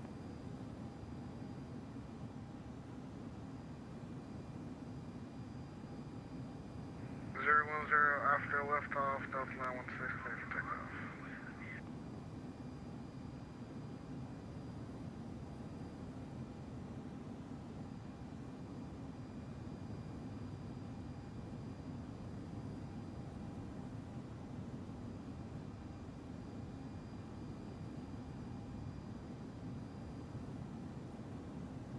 We're under 10,000 feet now.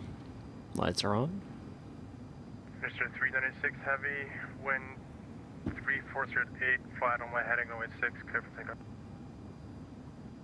Clear for takeoff, runway 6, Eastern 396 Heavy.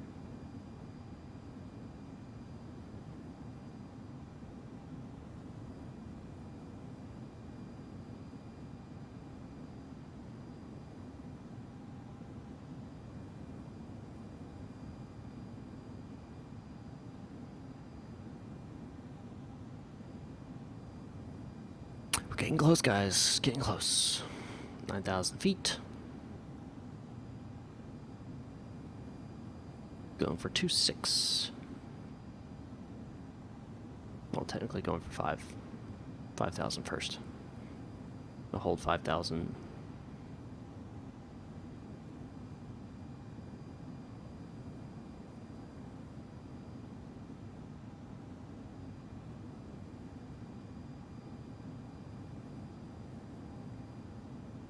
According to the charts. See, a tooth, 210, 5,000. Right? So that's what we're aiming for. We'll maintain 5,000 until LAGO, and then we'll expect radar vectors. Number 455, Papa Uniform, wind 34. Prior to here. To come in and land this runway right here. 14 clear land, November 455, Papa Uniform. Total 916, radar contact, altitude living. Leaving 1,400, Delta 916. Total 916, Roger. Proceed car new, resume navigation, Carmen, maintain flight level 350. Direct Carmen, resume on navigation, Delta 916, up to 350.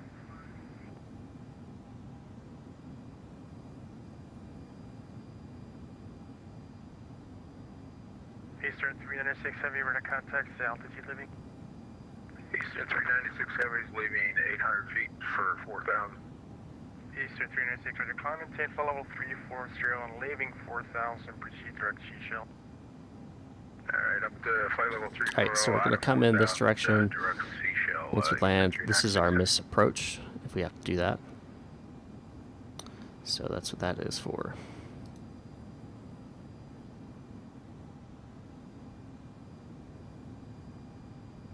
At 1013, expect visual approach runway 30. Looks like visual 30 United 1013. Good news is wind's dying down a little bit. It's 340 at 8 now. Altimeter's 2 at 909 or 8.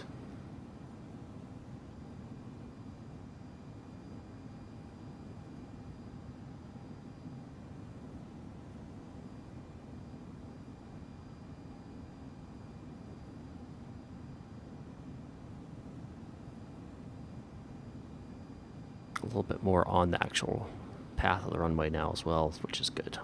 Only 30 degrees off versus it was 50.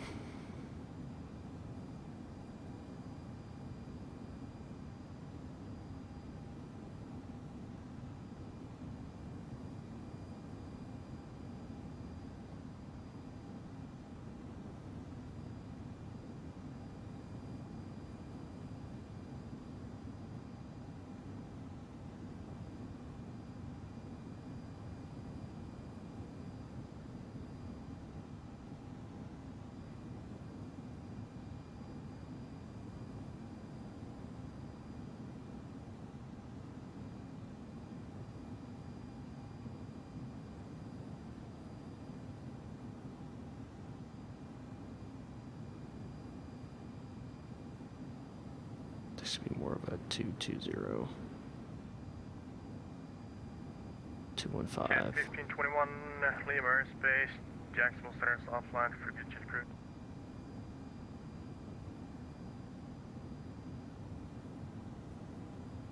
My second, India Blue 653, ready to taxi ground for Lauderdale.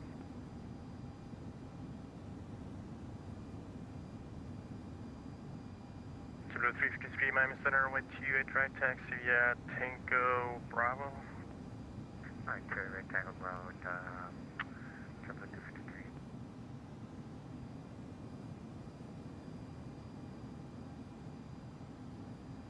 UBS 947 Heavy, set maintain 2000. Set to maintain 2000, UPS 947 heavy. Alright, so now we're going to go vertical speed. And we're going to manually set this.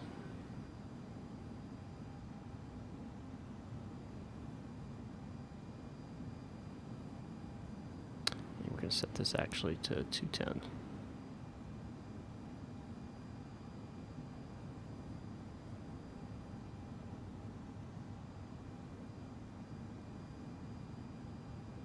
And we're going to go flaps 1.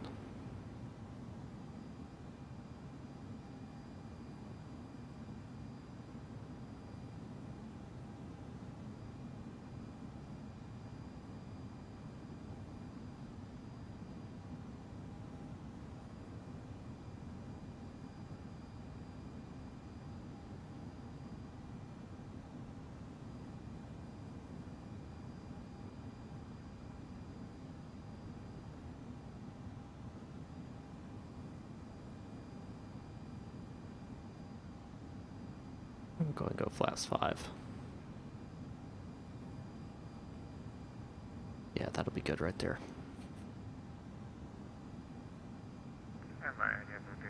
We're approaching clear.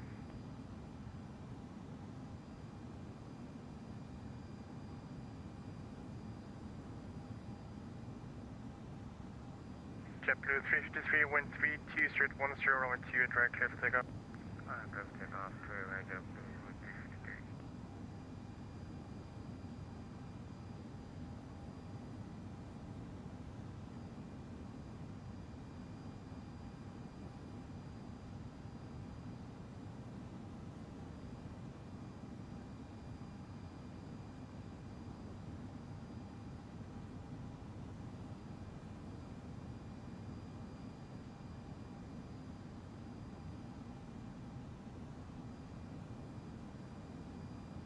UPS 947 Heavy, turn left heading 090, vector to final. Left 090, UPS 947.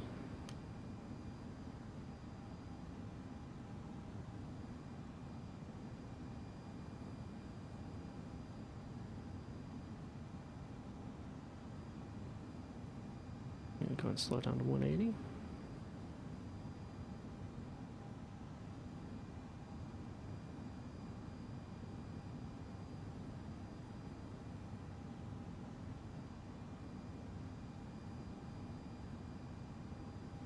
UPS 947 Heavy, continue left turn heading 040 to set runway 1 left localizer. 040, intercept 1 left localizer, UPS 947 Heavy.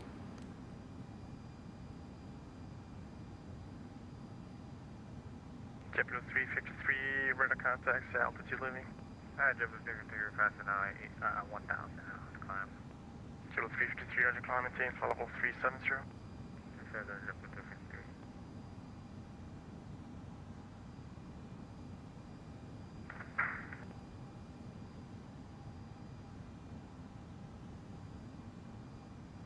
Miami 7, November 78, Echo Golf, radio check. 555. Roger, November 78, Echo Golf at Miami Executive, South Signature, requesting VFR with flight following to Orlando Executive.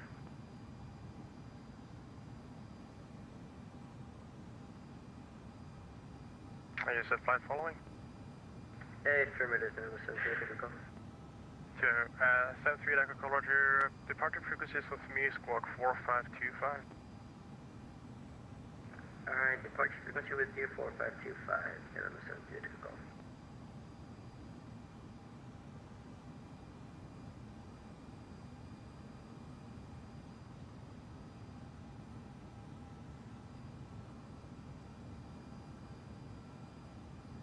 Echo 8 Echo Golf, River, correct, then expect 27 left for departure and are you ready to taxi?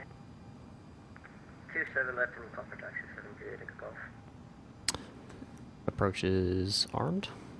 UPS 947, 1 mile for settlement, maintain 2 till established, cleared isles, runway 1 left. Maintain 2 till established, cleared ILS 1 left for UPS 947 Heavy.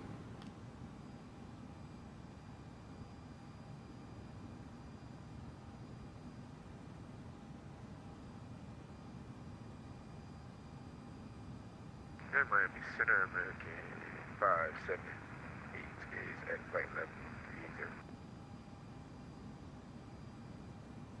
American 578, Miami Center, squawk 4673. 4673, American 578. Setting 3000, let's go around altitude.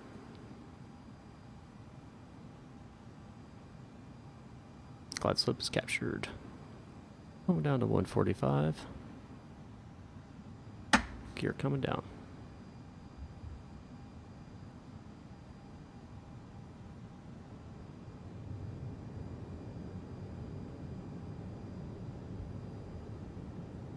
Flaps are 20.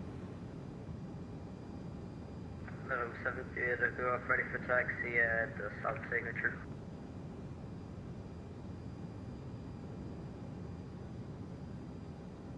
Or 738 Echo Golf, runway 27 left taxi via Echo 5. 27 left via Echo 5, 78. Gear down. American 578, radar Gas check, contact indicators 2 miles good. northeast of Magic. Good. So switch is set. Flaps full. UPS 947 heavy, wind 3408, runway 1 left, clear the line. 1 left, clear land, UPS 947 Heavy.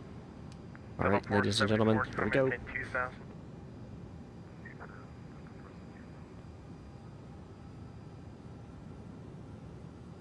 Stabilized.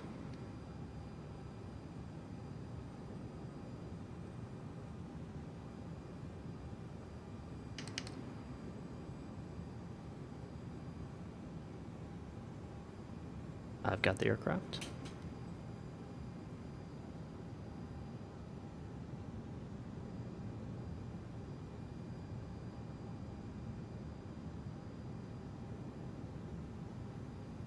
Unit 1013, set maintain 3000. 3000 unit 1013.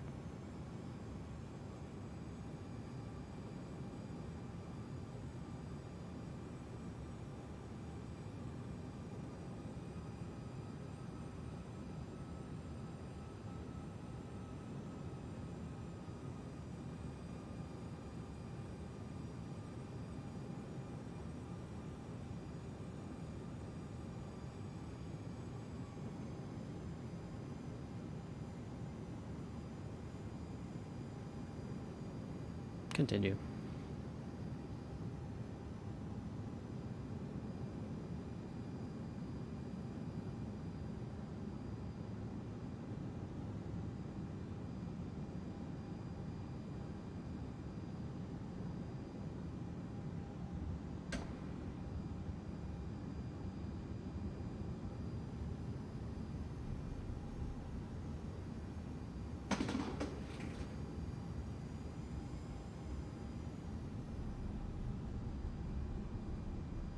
November 78 Echo Golf, ready for takeoff, 27 left, holding short Echo 5. Understand 3 Echo Call, roger, wind 33, 10.28, left clear for takeoff, proceed on course. My reversers didn't deploy. Takeoff, proceed on course, 78 Echo. Now they do. What the heck? Eastern 397, Lima, Space, Jacksonville Center, soft line, frequency change approved. Gotta be kidding me. Eastern 396, switching advisory. Good day. Delta 474, Kilo 3040 on the central main, one last localizer. 010. Sorry, 474. Delta 474, 040 heading.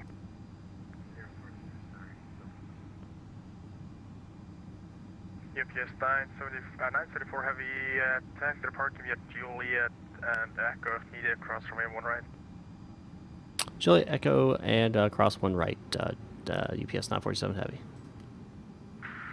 Miami Center, UPS Already. 7 heavy on the Jaffa 2 arrival Laps to coming up. Orlando, passing 1600 and descending via the arrival route, and I'm right now on a 307 radial to Orlando.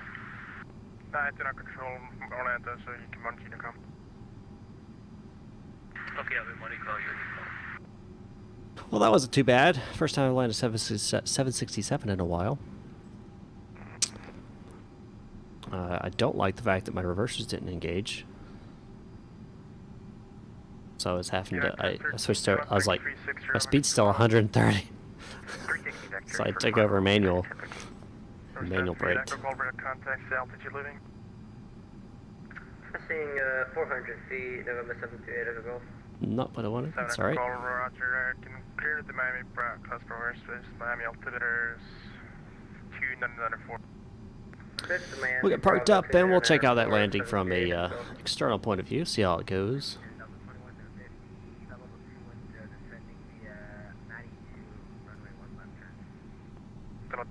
2115 Miami Center right down. Delta 474, 3 miles from Selman, maintain 2000, will set for low pleasure, cleared ILS for him, one left approved.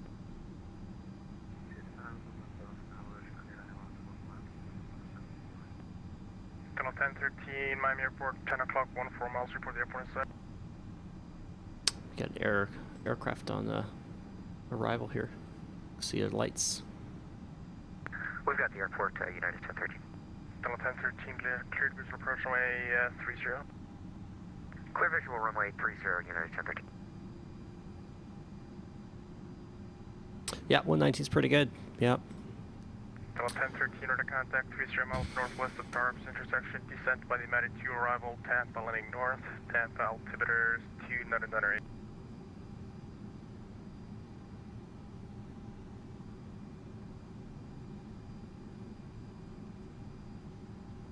Delta 2150, descent by the United 2 arrival, Tampa landing north.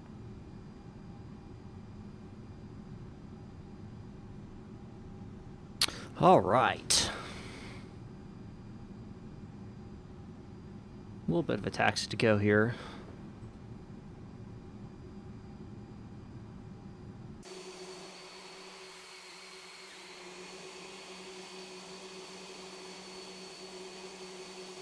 And might be able to see Delta 2150. this guy land. At third time descent by the United 2 arrival, Tampa landing north. I wonder who this is. Coming in here. Yeah, 1013, Miami Atlantic West Feature Heavy, flight level 3900, approx 1 arrival. Delta 1013 on my 30 clear the land. Clear land, United 1013. Delta 474 on my 1 left clear the land, wind 3408. Delta 474. Is that one you guys watching? 2 Miami Center, squawk 4760.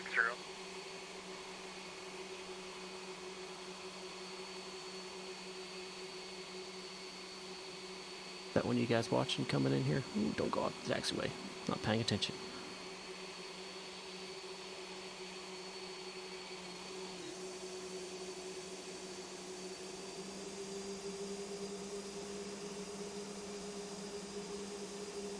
Chile 502, Miami Center, squawk 4760.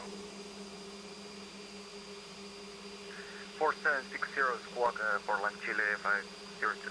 Hey.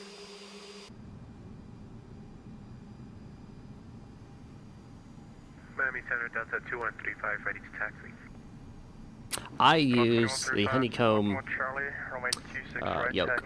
The Honeycomb Yoke. Honeycomb Aeronautical is the company. Kilo, and we'll They're Alpha Yoke. Charlie, Delta 235. Delta 2150, expect ILS remain 1 left.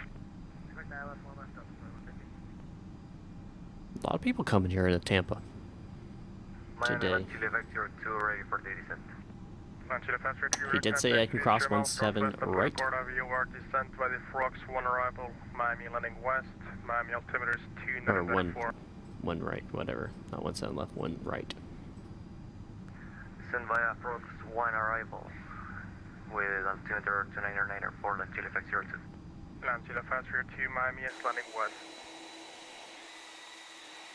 Landing, sorry, Chile 502. I want to say it's 250. It's not cheap. There are cheaper ones out there.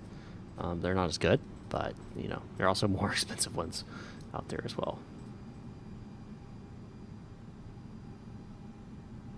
JetBlue 353, connect NASA Center 125.7. Alright, we're gonna do something real fast.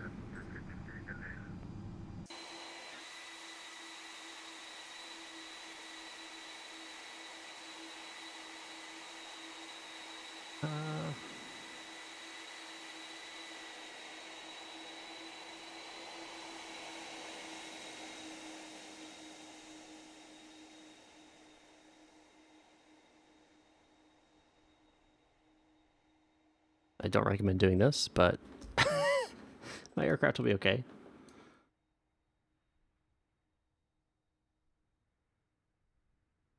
The United States, sir.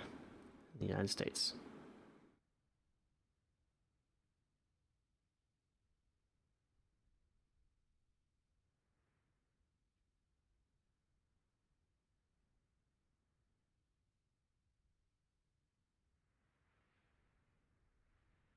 Nicely done.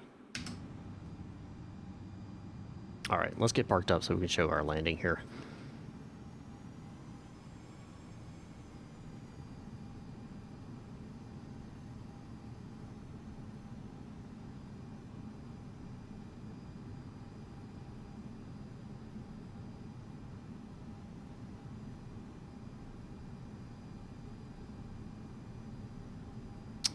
Almost there. Long taxi, but they always put the cargo people way out on the outside, so. Come on, duo. It is Alabama. And that's as close as you're gonna get.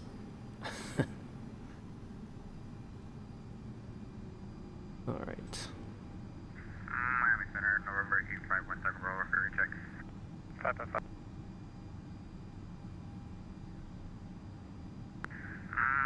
Miami Center, sorry, November 8517, Bravo, requesting our factors to Nassau. Alright, we'll park up here on 3. Steve-O.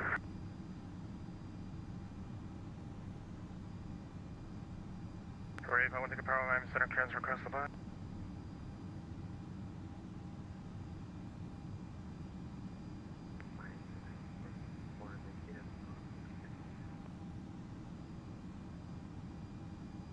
Put on 474 tank the parking via Victor Yankee. Alright, parking brake is engaged. Alright, let's go ahead and disconnect and check out that landing, shall we? Shall we? Shall we? I think we shall.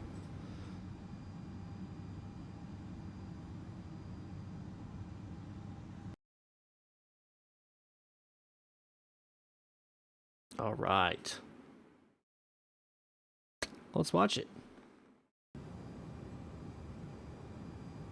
Alright, thanks for watching, guys. Be sure to check me out later. Hit the subscribe button, hit the like button, hit the bell notification icon. If you want to help support me, you can join me as a member here for as little as $3 a month. Or you can send me a one-time donation as well over at streamlabs.com/MicahMaster1 or here in Super Chat. All my stuff is down below in regards to specifications and stuff. I don't have all my add-ons in there. I did talk about it at the beginning of the video, so rewind it.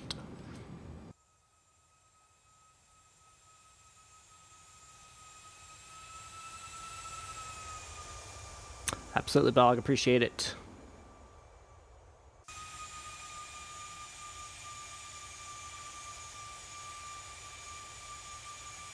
Delivering Christmas.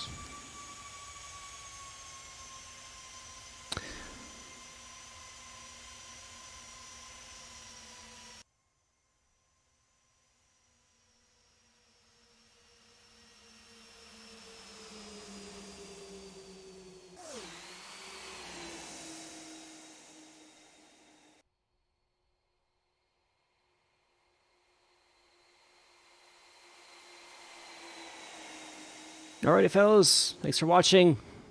I'll see you guys next time. Up in the sky.